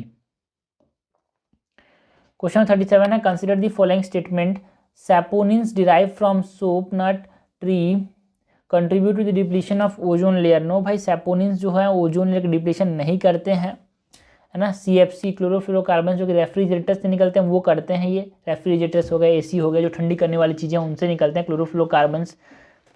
क्लाइमेट चेंज इंड्यूस, है ना, मतलब जो हैलोजेंस होते हैं, क्लोरोफ्लोरोकार्बन्स एंड हैलोजेंस, वो क्या करते हैं, ओजोन डिप्लीशन करते हैं, not saponins, this are natural material are. Climate change induce flooding creates opportunity for proliferation of disease carrying insect. बिल्कुल सी बात है, जब क्लाइमेट चेंज वैसे फ्लडिंग होता है तो बिना मतलब कि गंदगी जमा होगी और इससे डिसीज कैरिंग इंसेक्ट ग्रो करेंगे। Rising temperature are projected to enhance the nutritional content of crop. Simple सी बात है भाई, न्यूट्रिशनल कंटेंट कम होगा कि ज़्यादा होगा, कम होगा, है ना, क्योंकि रेनफॉल पैटर्न अल्टर होगा। जब रेनफॉल पैटर्न अल्टर होगा तो जो न्यूट्रिशनल कंटेंट है उतना जब उनको हमारे पास टाइम नहीं मिल पाएगा, उतना सारे रिसोर्सेज नहीं मिल पाएगा, तो न्यूट्रिशनल कंटेंट अपने आप कम ही हो जाएगा। सो दिस इज इनकरेक्ट यार, हमसे करेक्ट पूछा गया, करेक्ट क्या हो जाएगा, only one statement is correct, ठीक है, आंसर हो जाएगा यहाँ पे ए। क्वेश्चन नंबर 38 है, which of the following is a potential risk associated with mineral carbonation and geological sequestration. जब हम मिनरल कार्बोनेशन करेंगे तो क्या दिक्कतें आएगी भाई, formation of unstable compound, release of stored carbon over time, depletion of mineral resource, increase permeability of cap rock. तो सबसे पोटेंशियल रिस्क होगा वो होगा डिप्लीशन ऑफ मिनरल रिसोर्स है, बिकॉज ऑफ मिनरल कार्बोनेशन करेंगे तो वहाँ पे जो मिनरल्स हैं उनका क्या होगा, रिसोर्स डिप्लीट हो जाएगा। क्वेश्चन 39 है, consider the following statement regarding blue carbon. हमको ब्लू कार्बन की बात करनी है, नाम समझ रहे हैं, ब्लू मतलब पानी में जो स्टोर्ड है, मराइन इकोसिस्टम में जो स्टोर है उसको क्या बोलेंगे, blue carbon. Coastal ecosystem has more carbon in organic rich sediments than temperate and tropical forest. गलत बात है भाई, कोरल में ज़्यादा, कोस्टल में ज़्यादा नहीं होता। सबसे ज़्यादा कहाँ पे होगा, सबसे ज़्यादा हमारे पास कहाँ पे देखने को मिलेगा, ठीक है, उल्टा बोल दिया, सही है भाई, कोस्टल इकोसिस्टम में मोर कार्बन होता है इन ऑर्गेनिक रिच सेडिमेंट्स, ठीक है, कोस्टल इकोसिस्टम में ज़्यादा कार्बन होता है, ये डाटा ये चीज़ें इंपॉर्टेंट है, ठीक है। कोस्टल इकोसिस्टम में ज़्यादा कार्बन होता है as compare to the temperate and tropical forest. Blue carbon sinks in vegetation, marine life and sediment on all continent. क्या हर कॉन्टिनेंट में हमारे पास ब्लू कार्बन देखने को मिलता है भाई, एक्सक्लूडिंग अंटार्कटिका। अंटार्कटिका में कहाँ पे ब्लू कार्बन स्टोर नहीं होता, यहाँ पे एक्सक्लूडिंग अंटार्कटिका, ये इंपॉर्टेंट चीज़ है इसलिए हमसे पूछा गया। सो दिस इज इनकरेक्ट, हमसे करेक्ट पूछा, कट जाएगा ओनली वन। कोस्टल इकोसिस्टम में ज़्यादा कार्बन स्टोर्ड है, ब्लू कार्बन।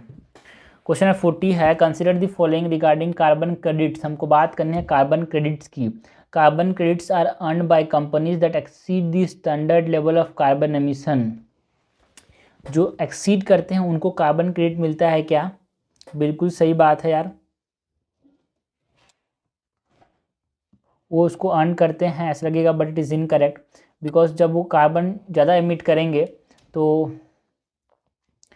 उनको कैसे मिलेगा, उनको खरीदना पड़ेगा दूसरे से। So carbon credits are earn by companies that exceed no, वो उसके अंदर में रहते हैं। So this is incorrect. Develop countries can freely transfer all their carbon credits to the developing countries. No भी ये गलत है, बिकॉज एक स्ट्रक्चर है हमारे पास, एक स्ट्रक्चर्ड प्रोसेस है, फ्री ट्रांसफ़र नहीं कर सकते। डेवलपिंग कंट्रीज जो है डेवलप को, एक प्रोसेस है हमारे पास कार्बन क्रेडिट ट्रांसपोर्ट का, जिसको हम कार्बन ट्रेडिंग मैकेनिज्म बोलते हैं, CDM जो है हमारे पास मॉन्ट्रियल, जो कि हमारे पास देखने को मिला था कब, जो पेरिस क्लाइमेट एग्रीमेंट। सो ये दोनों इनकरेक्ट है, हमसे करेक्ट पूछा है, करेक्ट हो जाएगा नाइदर 1 नॉट 2। देखो ये यहाँ पे इसमें मिस्टेक है, बिकॉज इसने इसको दोनों सही माना है, बट दोनों यहाँ पे गलत है यार। जो कम एमिट करेगा उसको तो क्रेडिट मिलेगा यार, तब तो उसको बेच पाएगा, उसका फायदा होगा ना तभी तो। क्वेश्चन नंबर 41 देखते हैं। 41 क्या है? Consider the following statement regarding green house gases. हमको बात किसकी करनी है? GHGs की बात करनी है, ग्रीन हाउस गैसेस की बात करनी है। The primary strategy for reducing carbon dioxide is deforestation. कि अगर हमको कार्बन डाइऑक्साइड रिड्यूस करनी है तो हम डिफॉरेस्टेशन करेंगे यार, एमिशन कम करेंगे भाई। एब्जॉर्ब कैसे करेंगे? एमिशन कम करेंगे। So the primary strategy is reducing the emission from the fossil fuel से जो एमिशन निकल रहे हैं उसको हम कम करेंगे यार। Nitrous oxide is primarily emitted during the combustion of fossil fuel. यार समझना जरा, नाइट्रसन फॉसिल फ्यूल में क्या होता है? कार्बन होता है यार, नाइट्रोजन तो होता नहीं है ना। तो फॉसिल फ्यूल के कंबशन से नाइट्रोजन ऑक्साइड नहीं मिलता जनरली हमारे पास। जब नाइट्रोजन मतलब फर्टिलाइजर्स जो है ना, जब फर्टिलाइजर्स इंडस्ट्री फर्टिलाइजर बनाती है, जब हम यूज़ करते हैं फर्टिलाइजर्स का, तो नाइट्रोजन नाइट्रस डाइऑक्साइड निकलता है, नाइट्रस ऑक्साइड निकलता है। फॉसिल में तो कार्बन है हमारे पास। Adipic acid production is a significant source of carbon dioxide emission. बिल्कुल सही बात है यार, कार्बन डाइऑक्साइड एमिशन का एक सिग्निफिकेंट सोर्स है adipic acid production. Ocean are considered as a natural sink for methane, helping to remove it from the atmosphere. बिल्कुल सही बात है, ओशियन जो है एक नेचुरल सिंक माने जाते हैं। किसके? नेचुरल सिंक माने जाते हैं मीथेन के, जिससे वो क्या करते हैं? मीथेन को एब्जॉर्ब करते हैं। करेक्ट हमसे पूछा, करेक्ट जाएगा ओनली 2। क्वेश्चन नंबर 42 है, consider the following statement regarding carbon taxes. हमने क्वेश्चन में देखा कार्बन बॉर्डर एडजस्टमेंट मैकेनिज्म का है, तो वो उसी प्रकार का कार्बन टैक्स है। अ carbon tax offer a fix rate of carbon emission making it more predictable.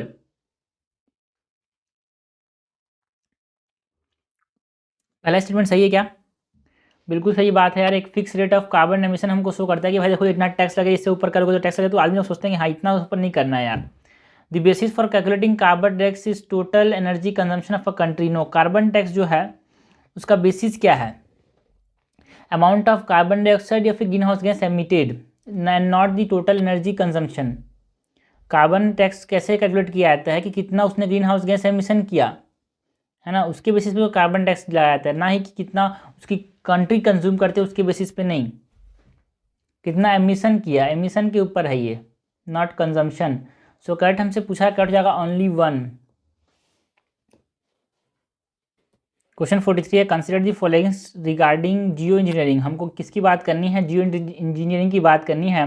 Iron seeding is the sea, iron seeding in the sea suggested to stimulate phytoplankton growth. जब हम आयरन को जब दे देंगे तो phytoplankton का growth होगा क्या? Iron को जब दे देंगे तो फाइटोप्लैंक्टन का ग्रोथ होगा क्या? बिल्कुल सही बात है भाई, because phytoplankton need iron for their growth. जब हमने पानी में क्या डाल दिया? आयरन सीडिंग कर दी, मतलब एक तरह से आयरन डाल दिया, तो जो कहा उनका ग्रोथ बढ़ेगा। बिल्कुल सही बात है, हमसे करेक्ट पूछा गया है। Building fake trees involve panel with an absolute resin that react with carbon dioxide. बिल्कुल सही बात है, जियो इंजीनियरिंग का पार्ट है ये। Hydrogen sulphide is considered a better candidate for atmospheric seeding than sulphur dioxide. बिल्कुल सही बात है, H2S जो है ज़्यादा बेहतर है भाई SO2 के मुकाबले। ओके, तो करेक्ट हमसे पूछा है, कट जाएगा all 3।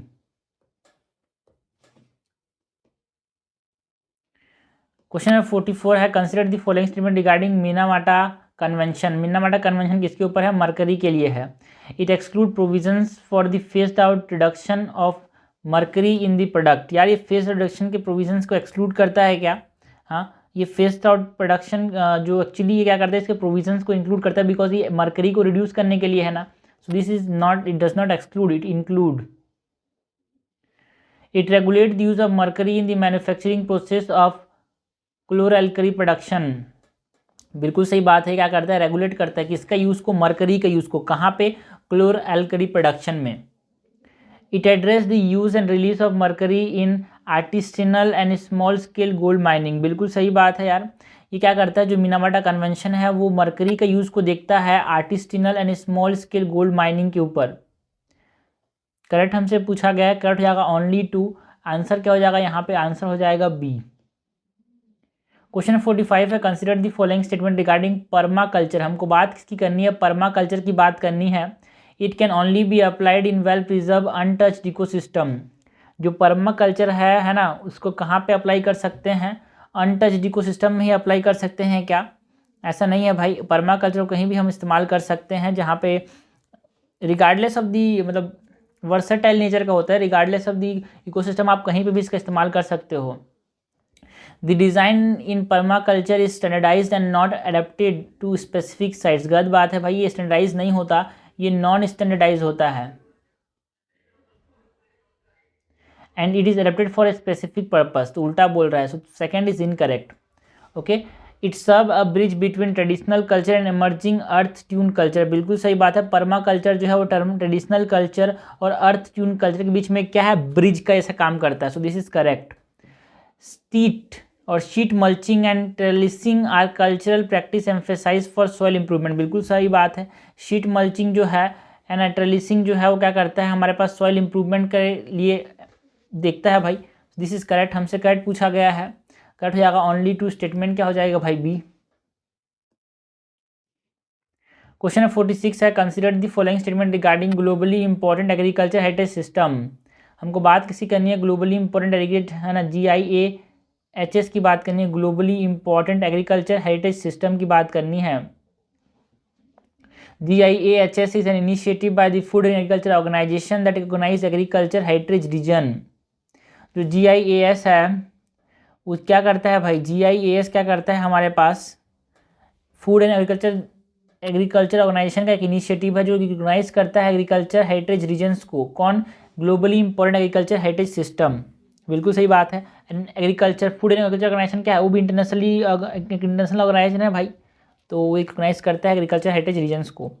And traditional agriculture system in Koraput Orissa involve the active participation of women. और ये न्यूज़ में था बिकॉज कोरापुट हमारे पास जो कि उड़ीसा में है, वहाँ पे हमको एक्टिव पार्टिसिपेशन देखने को मिला वुमेन का, सो दिस इज करेक्ट। हमसे करेक्ट पूछा गया है यार, करेक्ट क्या है यार, यहाँ पे करेक्ट हो जाएगा बोथ।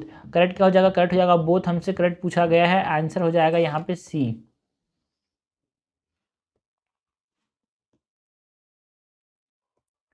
क्वेश्चन नंबर हम 47 देखते हैं, consider the following statement regarding organic farming. हमको बात किसी करनी है भाई, हमको बात करनी है ऑर्गेनिक फार्मिंग की।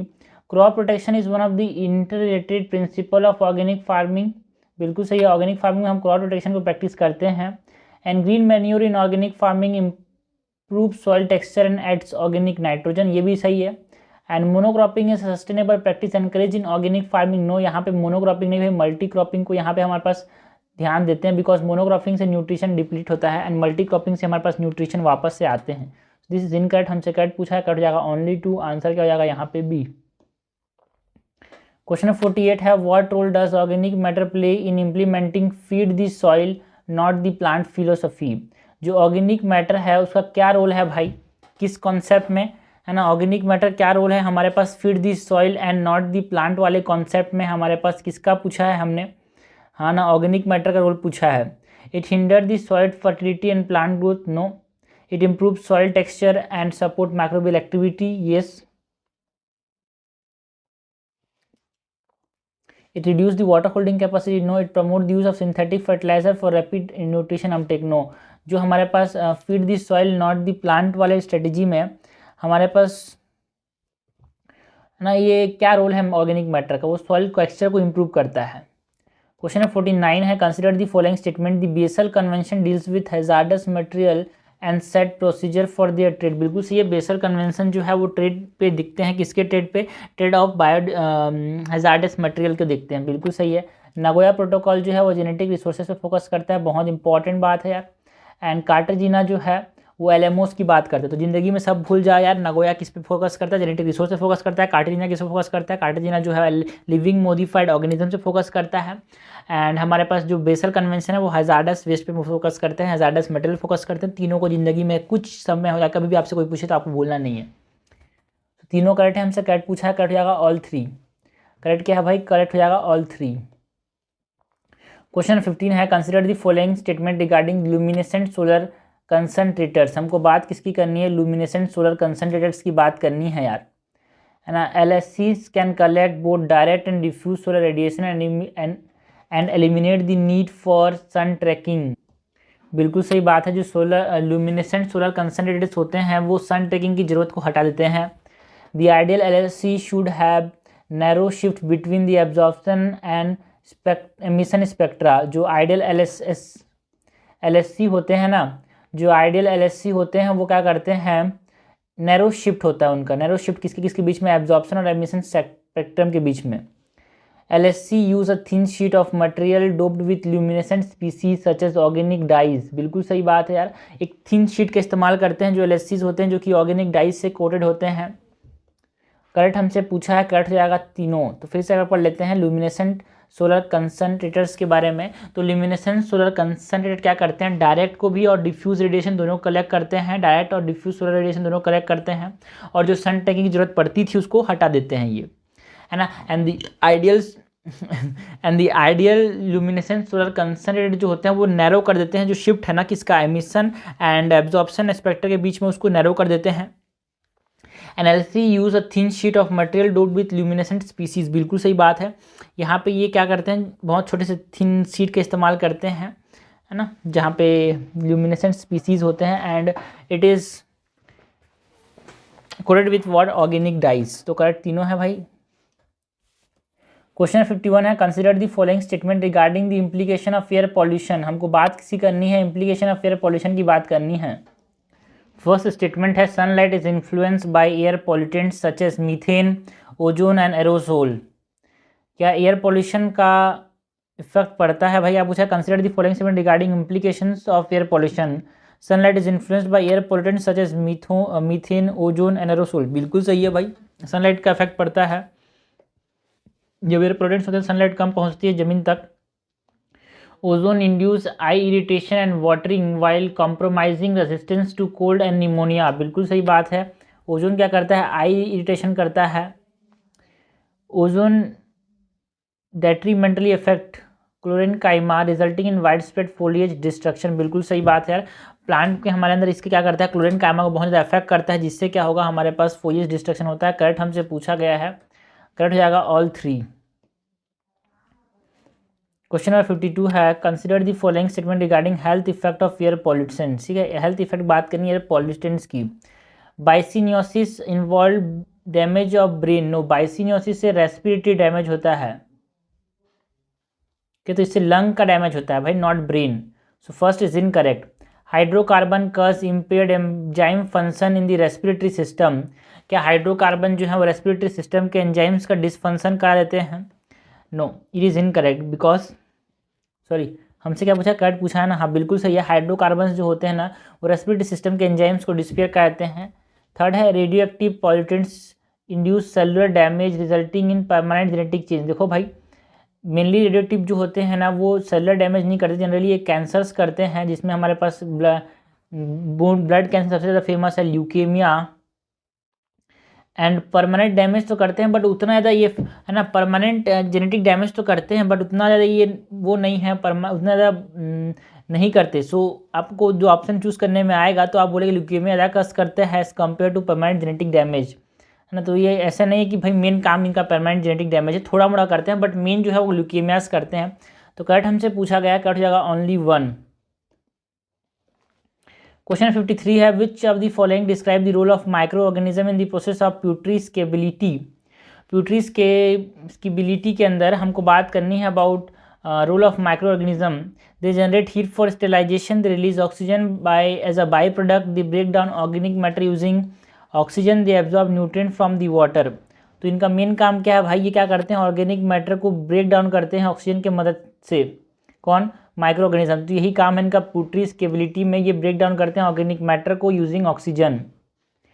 क्वेश्चन नंबर 54 है, consider the following industries, mining industry, iron steel, chemical plant, food processing. How many of the above industries are often considered to be associated with pollutants such as suspended solid, iron cyanide, oxide of copper in water. ठीक है, ये सब जो pollutants हैं वो कहाँ पे देखने को मिलते हैं जनरली? हमारे पास देखो भाई, माइंस के अंदर जो मेन पॉल्यूटेंट है ना, वो क्या है हमारे पास, है ना, सस्पेंडेड सॉलिड हो गए। देखो माइनिंग के अंदर हमारे पास क्या मिलते हैं, क्लोराइड्स मिलते हैं यार, आयरन के सब्सटेंस मिलते हैं। ठीक है, आयरन के सब्सटेंस, आयरन के सल्फेट्स हो गए, क्लोराइड्स हो गए ना। मेन यहाँ पे हमारे पास जो आयरन स्टील है केमिकल प्रोसेसिंग के अंदर, ओके, हमारे पास जो आयरन एंड स्टील है केमिकल प्लांट्स के अंदर है, वहाँ पे हमारे पास suspended solids, iron cyanide and oxides of copper देखने को मिलते हैं। फूड प्रोसेसिंग के अंदर तो ऑर्गेनिक पॉल्यूटेंट्स देखने को मिलते हैं। सो 4 तो हट गया, है ना। और माइनिंग के अंदर आयरन के रिलेटेड हमारे पास क्या मिलते हैं भाई, पॉल्यूटेंट्स मिलते हैं। मानता हूँ क्वेश्चन थोड़ा टफ है और थोड़ा सा सब्जेक्टिव है, बट हाँ इसका आंसर क्या हो जाएगा, iron and steel and chemical plants के अंदर हमारे पास क्या देखने को मिलते हैं, सस्पेंडेड सॉलिड देखने को मिलते हैं, आयरन साइनाइड्स देखने को मिलते हैं, ऑक्साइड्स ऑफ कॉपर देखने को मिलते हैं। क्वेश्चन 55 है, which of the following parameter is considered a measure of requirement of oxidation both biodegradable and non biodegradable matter. मैंने पहले दो क्वेश्चन बताया था भाई, बायोडिग्रेडेबल मैटर को जितना ऑक्सीजन चाहिए उसको क्या बोलते हैं, बायोलॉजिकल ऑक्सीजन डिमांड, और दोनों को मिला क्या बोलते हैं, chemical oxygen demand. Biodegradable and non biodegradable दोनों को जो डिमांड है उसको क्या बोलते हैं, केमिकल ऑक्सीजन डिमांड। क्वेश्चन 56 है, consider the following electric component, how many of the above electric component contain cadmium. तो कैंडिमम किस में होता है, एसडीएम चिप रेजिस्टर्स में होता है, एंड जो इंफ्रारेड डिटेक्टर्स होते हैं ना उसमें कैंडिमम होता है। सीपीयू में कैंडिमम नहीं होता, बहुत ना के बराबर, रैम में भी नहीं होता कैंडिमम, ऑप्टिकल ड्राइव से भी नहीं होता। तो इसमें ओनली 2 है भाई। तो ये भी आंसर पता होगा तभी सॉल्व होगा, वरना नहीं हो तो पता कर लो यार। कैंडिमम बहुत न्यूज़ में था तो क्वेश्चन आ सकता है इस प्रकार से। तो क्या उससे क्या है, उससे मतलब क्या जान लो क्या नहीं, बिकॉज यूपीएससी ने से पहली बार क्वेश्चन पूछा है प्रीवियस ईयरली। क्वेश्चन नंबर 57 है, consider the following statement regarding carbon credits. हमको बात करनी है कार्बन क्रेडिट्स की। India is the biggest seller of carbon credit in the world. बिल्कुल सी, India and China is the biggest seller. National stock exchange became the first exchange in the Asia to trade carbon dioxide. No, national stock exchange नहीं है भाई हमारे पास। जो multi culture MCX है, MCX का मतलब क्या है, MCX मतलब हमारे पास जो एक्सचेंज है, multi commodity stock exchange, multi commodity exchange of India limited, multi commodity exchange of India limited, MCX है, वो हमारे पास एक्सचेंज एजेंसी है दुनिया का ना। Become the first exchange agency of Asia.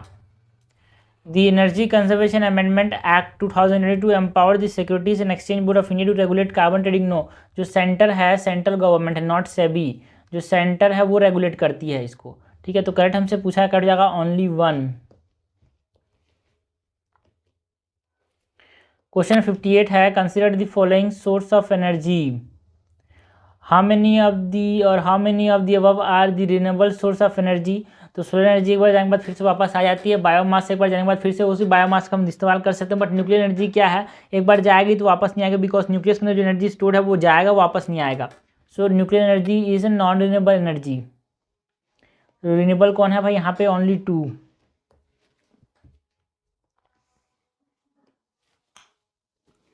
Question 59 है, consider the following statement regarding national air quality index. It was launch by ministry of environment forest and climate change under स्वच्छ Bharat mission. बिल्कुल सही बात है, नेशनल एयर क्वालिटी इंडेक्स को ministry of environment forest and climate change में launch किया था 2011 के अंदर, स्वच्छ भारत मिशन के अंदर। Ammonia and ozone have been given the status of major pollutant. इसमें 8 मेजर पॉल्यूटेंट है भाई, बहुत इंपॉर्टेंट नाम। NO2 यार तरीका भी है, NO2 SO2 ऐसे लिखो, फिर PM 2.5 लिखो, PM 10 लिखो, PM 2.5 लिखो, PM 10 लिखोगे। उसके बाद आपको लिखना है लीड, अमोनिया, कार्बन मोनोऑक्साइड और ओजोन। तो इस प्रकार से याद हो जाता है यार। ओके, सो दोनों सही है, यहाँ पे दोनों स्टेटमेंट सही है, तो करेक्ट क्या जाएगा, both 1 and 2 is correct. Question number 60 है, with reference to carbon sequestration consider the following methods. हमको कार्बन सिक्वेस्ट्रेशन की बात करनी है। Depleted oil reserves and gas reserves, unmineable coal seams, deep formation containing salty water, basalt formation, है ना। How many of the above can be method, okay, how many of the above given method can be use as terrestrial carbon sequestration. Terrestrial carbon sequestration के लिए किसका किसका use कर सकते हैं, तो सब चीज़ का इस्तेमाल कर सकते हैं भाई। जो depleted oil and gas reserves है उनका भी इस्तेमाल कर सकते हैं, अनमाइनेबल कोल सीम्स का भी इस्तेमाल कर सकते हैं, डीप फॉर्मेशन जिसमें सॉल्ट वाटर है उसका भी इस्तेमाल कर सकते हैं, बेसाल्ट फॉर्मेशन का भी इस्तेमाल कर सकते हैं। तो आंसर क्या हो जाएगा, all four is correct. Question number 61 है, consider the following statement regarding the national green tribunal. NGT की बात करनी है। It is a quasi judicial body establish in the environment protection act. बच्चा को बताना चाहिए भाई, देखो एनजीटी जो है, एनजीटी एक्ट 2010 के अंदर बना था, है ना, 2010 के अंदर बना था, ये जिंदगी में नहीं भूलना है। So first is incorrect. NGT is bound by the procedure laid down under the code of civil procedure, no it is bound by the law of natural justice.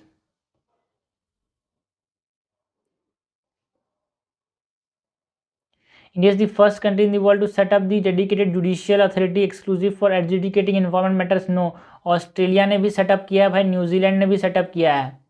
So India is the third country. तो correct हमसे पूछा है, correct तो कोई सा भी नहीं है, आंसर क्या हो जाएगा, नन। क्वेश्चन 62 है, researchers recently tried to put price tag on nature's life support service. According to them which the following service account the most valuable. ठीक है, नेचर्स लाइफ सपोर्ट सर्विस में रिसर्चर्स ने इसको क्या किया है, नाम दिया है, एक टैग दिया कि सबसे ज़्यादा इंपॉर्टेंट क्या है इसमें, सॉइल फॉर्मेशन सबसे ज़्यादा प्रीसियस है भाई। ये अगर चला गया सॉइल तो वापस नहीं आएगा, बहुत टाइम लगेगा आने में। सबसे वैल्यूएबल है soil formation. Okay, so question number 63 है, consider the following factors, faulty strategy for irrigation and agriculture development, excessive use of chemical and such as insecticide and pesticide, multiple cropping. How many of the mentioned factor lead to degradation of cultivable land? ठीक है, multiple cropping से नहीं होता है, faulty strategy for irrigation agriculture development से cultivable land का degradation होगा, बिल्कुल हो सकता है। Excessive use of chemical fertiliser insecticide and pesticide से भी हमारे पास डिग्रेडेशन हो सकता है। सॉरी, मल्टीपल क्रॉपिंग से भी हमारे पास डिग्रेडेशन हो सकता है, बिकॉज यहाँ पे टाइम नहीं मिलता ना यार, आप उसको टाइम नहीं दे रहे हो, बहुत बार क्रॉप लगाते जा रहे हो, टाइम नहीं दे रहे हो, तो वो कैसे तो रिज्यूनेट कैसे करेगा, माइक्रोनिज्म ग्रो कैसे करेंगे उसके अंदर। सो यहाँ पे ये तीनों में हमारे पास तीनों फैक्टर्स जो हैं वो they can lead to the degradation of cultivable land.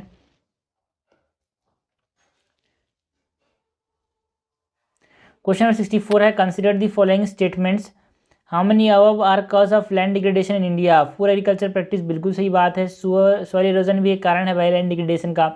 Vegetation degradation, बिल्कुल सही बात है। इंक्रीज इन अर्बनाइजेशन, तो सारे के सारे कारण हो जाएंगे हमारे पास लैंड डिग्रेडेशन के इंडिया के अंदर। 65 है, consider the following statements, how many of the above are the part of the strategy implementation by the government of India for soil conservation. Soil conservation में क्या क्या स्ट्रेटेजी आते हैं भाई, मेकिंग सॉइल फ्री केमिकल, मतलब making soil chemical free, बिल्कुल सही बात है। सेविंग सॉइल बायोडाइवर्सिटी, बिल्कुल सही बात है। एनहांसिंग SOM, यहाँ भी हमारे पास काम आता है सॉइल कंजर्वेशन में। सॉइल ऑक्सीजन मॉइस्चर को एनहांस करेंगे तो भी।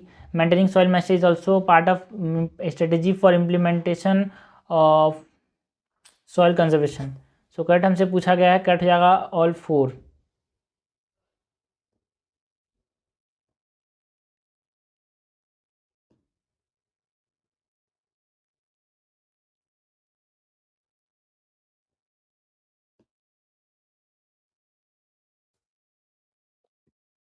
क्वेश्चन नंबर 66 है, consider the following statements. Statement number 1 है, pollution is the largest environmental cause of disease and pre mature death, बिल्कुल सही बात है यार। बिकॉज लगा सेकंड स्टेटमेंट पढ़ो, pollution accelerates poverty and inequality in both urban and rural areas, ये भी सही बात है। हमसे करेक्ट पूछा है, करेक्ट हो जाएगा बोथ 1 और 2 इज करेक्ट। तो इसका आंसर क्या हो जाएगा, इसका आंसर हो जाएगा ए।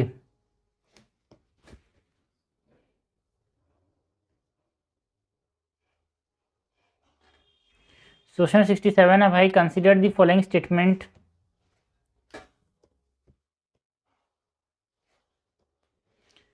how many of the above are the primary source of water pollution? Community waste water, yes. Thermal pollution, yes.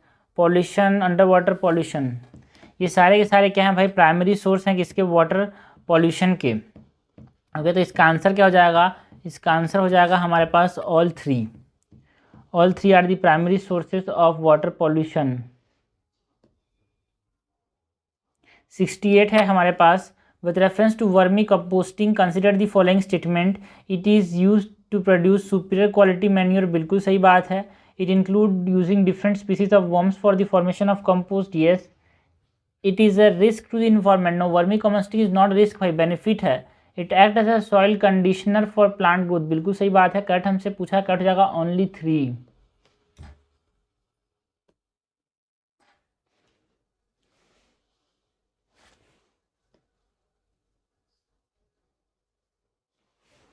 Question number 69 है, vertical farming is less disruptive. Vertical farming is less disruptive to the native plants and animals. बिल्कुल सही है। Because या फिर and लगा देते हैं। Vertical farming incorporates both hydroponics and aeroponics. बिल्कुल सही बात है यार। करेक्ट हमसे पूछा है, करेक्ट हो जाएगा बोथ 1 और 2। क्वेश्चन नंबर 70 है, a circular economy is an economic system aimed at minimising waste and making most of the resource. बिल्कुल सही बात है। Circular economy follow a take make and waste step. No, ये linear economy देखने को मिलता है। सर्कुलर इकोनॉमी में तो हमारे पास 3 आर्स देखने को मिलते हैं, reduce, recycle and reuse.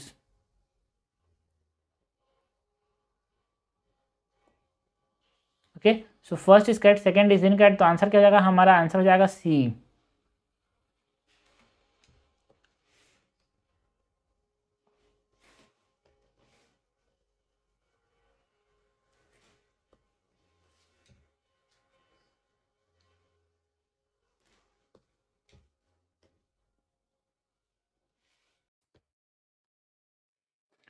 Question number 71 है, consider the following statement, the soil waste and disposal are the part of industrial solid waste. No, soil waste and disposal जो होते हैं वो बायोमेडिकल वेस्ट का पार्ट होते हैं। बायोमेडिकल वेस्ट या फिर इसको बोलते हैं हॉस्पिटल वेस्ट। सॉलिड नहीं है, सॉइल्ड है, जिसमें हमारे पास सीरिंजेस आते हैं, वो सब चीज़ें। Municipal solid waste is municipal solid waste consist of household waste and construction and demolition debris. बिल्कुल सही बात है ना। म्युनिसिपल सॉलिड वेस्ट में हमारे पास कंस्ट्रक्शन वेस्ट आते हैं एंड डिमोलिएशन डेब्रिस मतलब जो तोड़े हैं हमने, पेड़ मतलब घर वर तोड़ दिए, उसका जो वेस्ट है वो हमारे पास इसके अंदर आता है।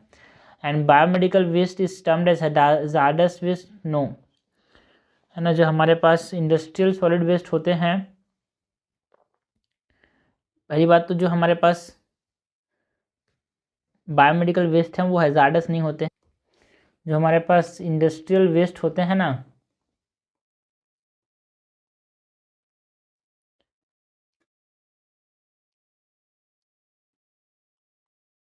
इंडस्ट्रियल सॉलिड वेस्ट, वो हमारे पास क्या होते हैं? हैजार्डस वेस्ट होते हैं।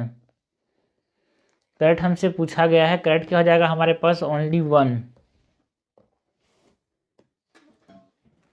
क्वेश्चन नंबर 72 है, with reference to ozone depletion consider the following statement, polar stratospheric cloud inhibit ozone depletion. Polar stratospheric cloud जो होते हैं वो इनहिबिट करते हैं सोलर डिप्लीशन को। भाई बिल्कुल सही है। ऐसा लगेगा but it is incorrect, because polar stratospheric cloud जो होते हैं वो हाई क्लाउड होते हैं, एंड हाई क्लाउड जो होते हैं ना, वो ओजोन डिप्लीशन को और ज़्यादा क्या करते हैं हमारे पास?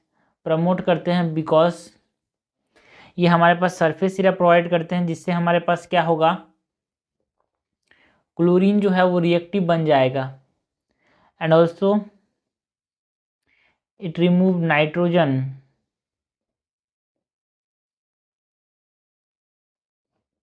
रिमूव नाइट्रोजन कंपाउंड्स, है ना। क्लोरीन को सरफेस दे रहा है और रिमूव कर दे नाइट्रोजन कंपाउंड्स को, जो कि बचाते हैं भाई ओजोन डिप्लीशन से। So first is incorrect, because polar stratospheric cloud promotes ozone depletion.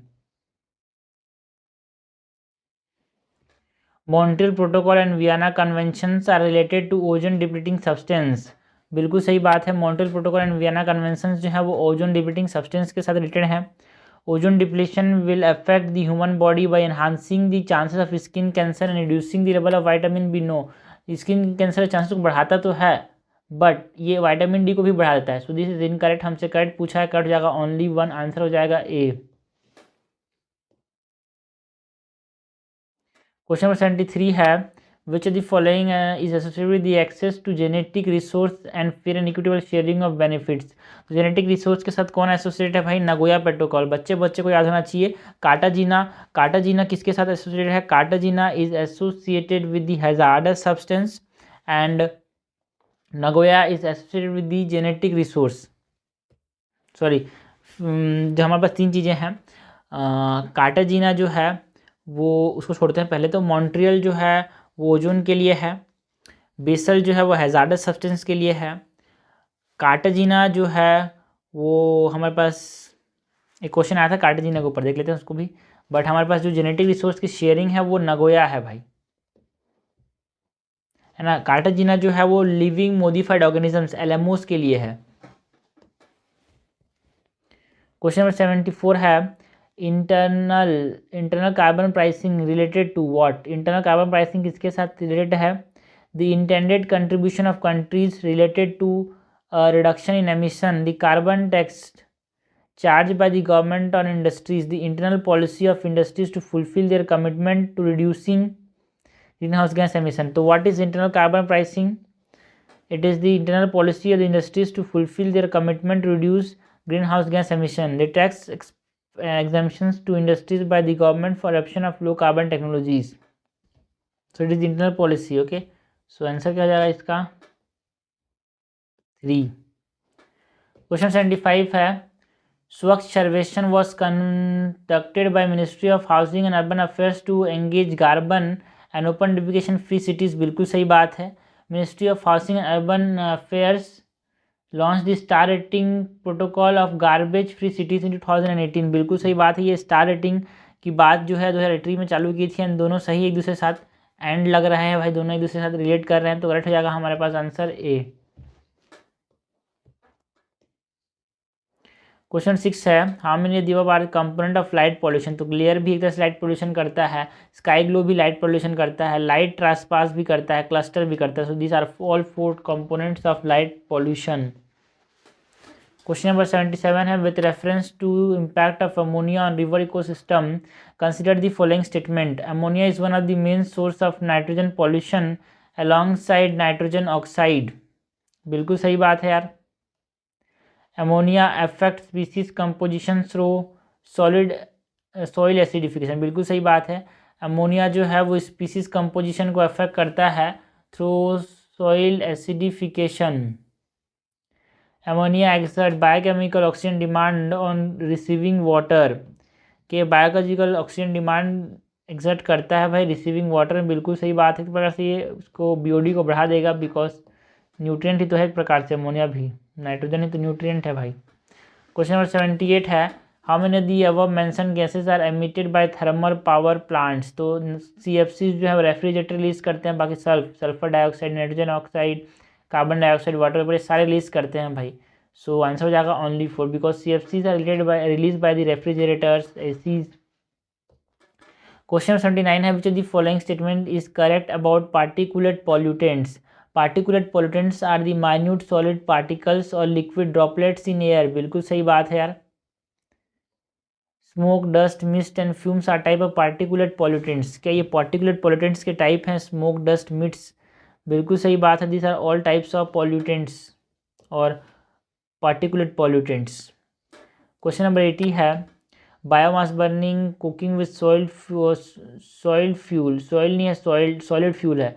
Diesel exhaust how many of the above add black carbon to the atmosphere. ठीक है, बायोमास बनने से ब्लैक कार्बन ऐड होता है। बिल्कुल सही है।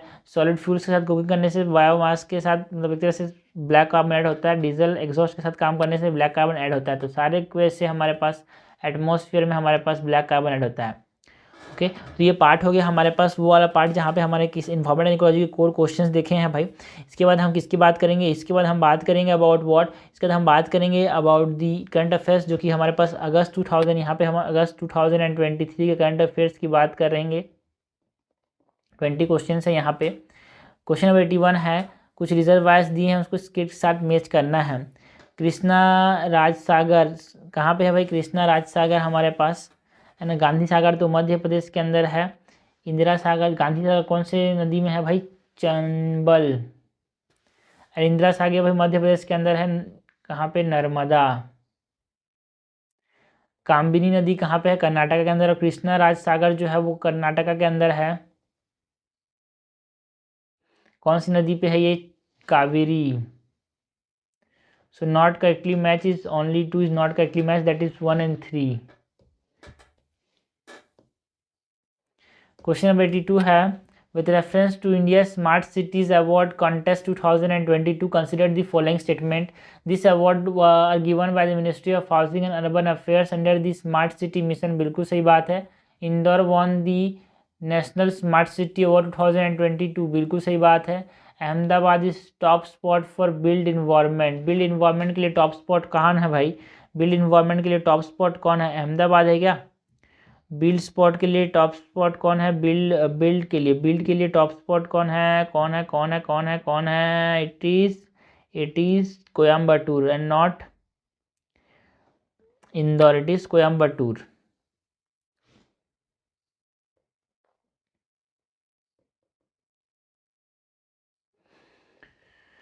So that is only 2। Question number 83 है, with reference to ChatGPT, consider the following statement. It is an artificial intelligence chatbot developed by OpenAI, एक कंपनी है। It can be used in tutoring and detecting plagiarism। plagiarism मतलब क्या होता है भाई, एक प्रकार से हमारे पास दूसरे की आइडिया को चुराना।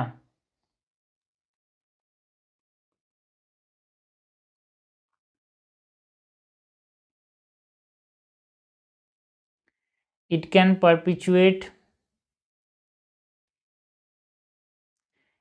perpetuate societal bias like those around race, gender and culture। बिल्कुल सही बात है। It can be use to detect plagiarism, है ना, ट्यूटरिंग और दूसरे कार्य को चुराने के लिए इस्तेमाल किया जा सकता है। करेक्ट हमसे पूछा गया है यार, करेक्ट क्या हो जाएगा, all 3 are correct.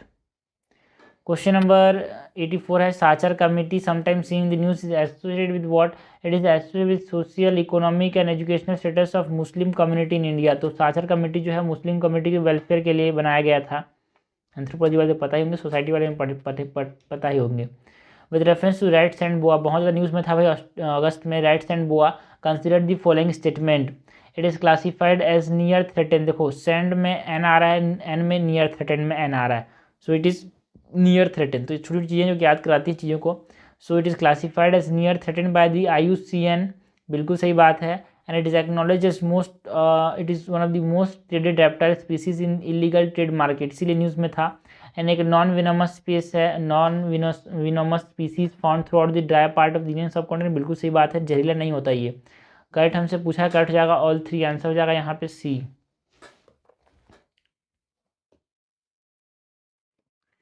Goldilock zone हमसे पूछा गया भाई, Goldilock zone, Goldilock economy, sorry Goldilock economy क्या होता है भाई, जहाँ पे सिर्फ और सिर्फ एक्सपोर्ट्स होता है उसको बोलते हैं Goldilock economy. Fujiwara effect is associated with cyclone, जहाँ पे 2 साइक्लोन्स अगर एक साथ घूम रहे हैं एक डायरेक्शन में तो आके इंटेंसीफाई हो जाते हैं, फुजीवारा इफेक्ट बोलते हैं इसको। क्वेश्चन नंबर 8 है, consider the following statement. Business 20 is the official G20 dialogue forum with the global business community. बिल्कुल सही बात है। एंड B20 वॉज एस्टेब्लाइज 2023, 2010 में एस्टेब्लाइज हुआ था भैया ये। This is incorrect.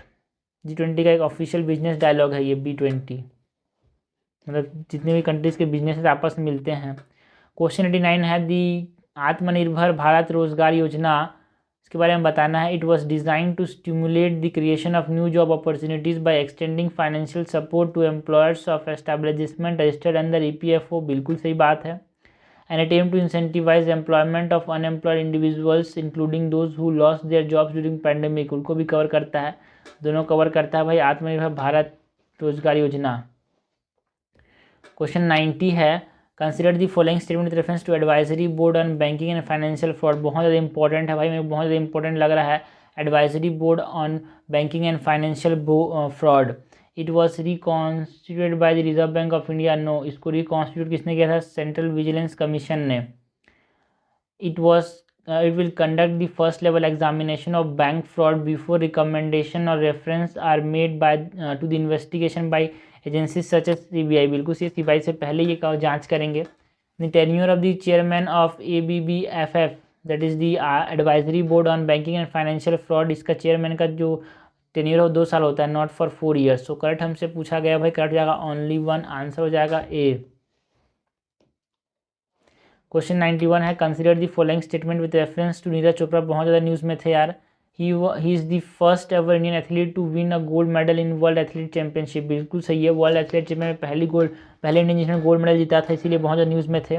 And he is the first Indian to win an individual gold medal in Olympic. No, individual gold medal में हमारे पास अभिनव बिंद्रा थे,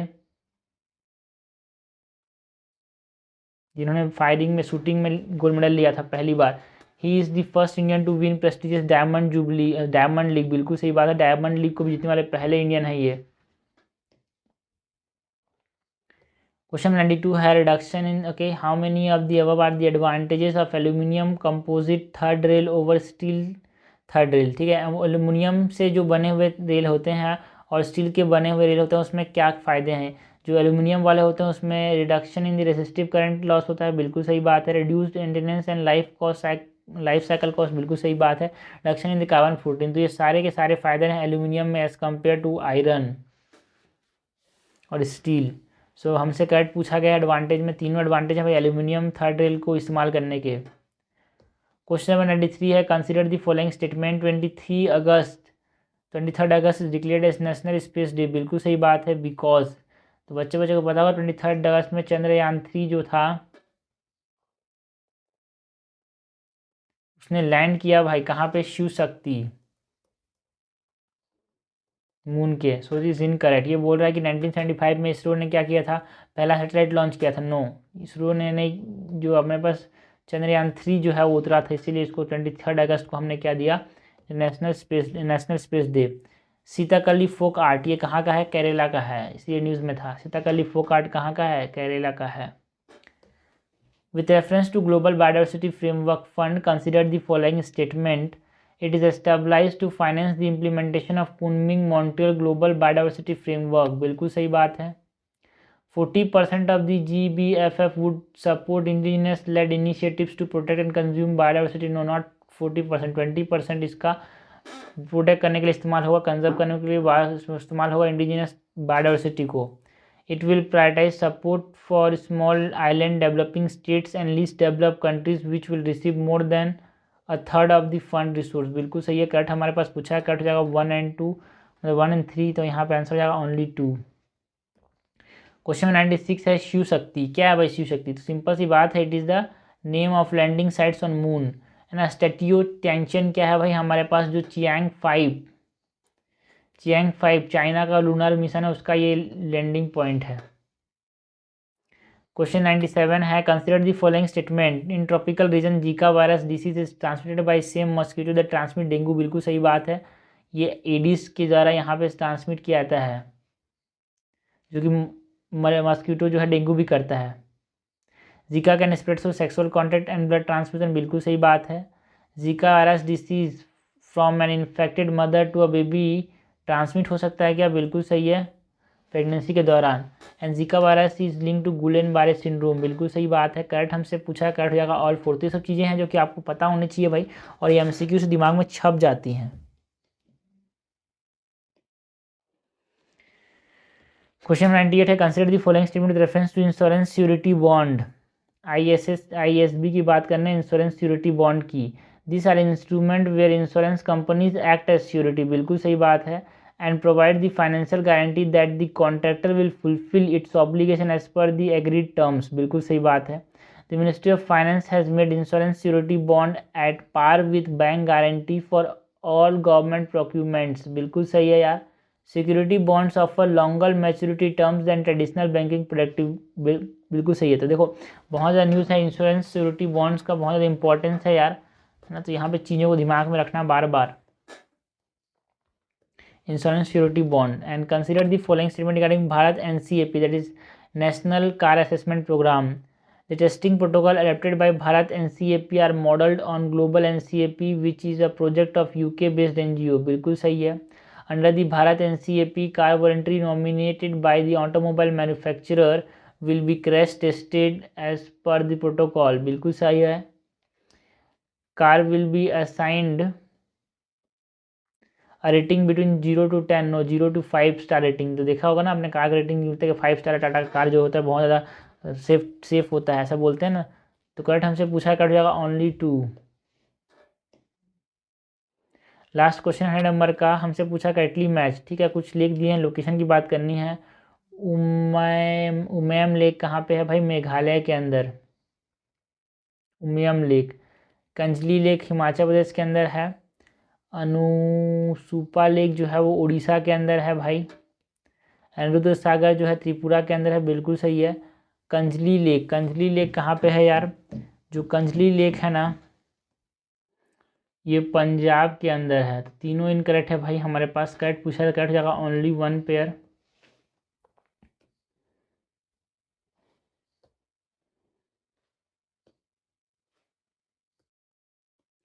यहाँ पे एक क्वेश्चन गलत है, वो क्वेश्चन गलत कौन सा? बिकॉज उसमें टाइपिंग मिस्टेक हो गया है, आंसर गलत चूज़ कर लिए हैं वो, है ना। बाकी पूरे सारे सही हैं यार।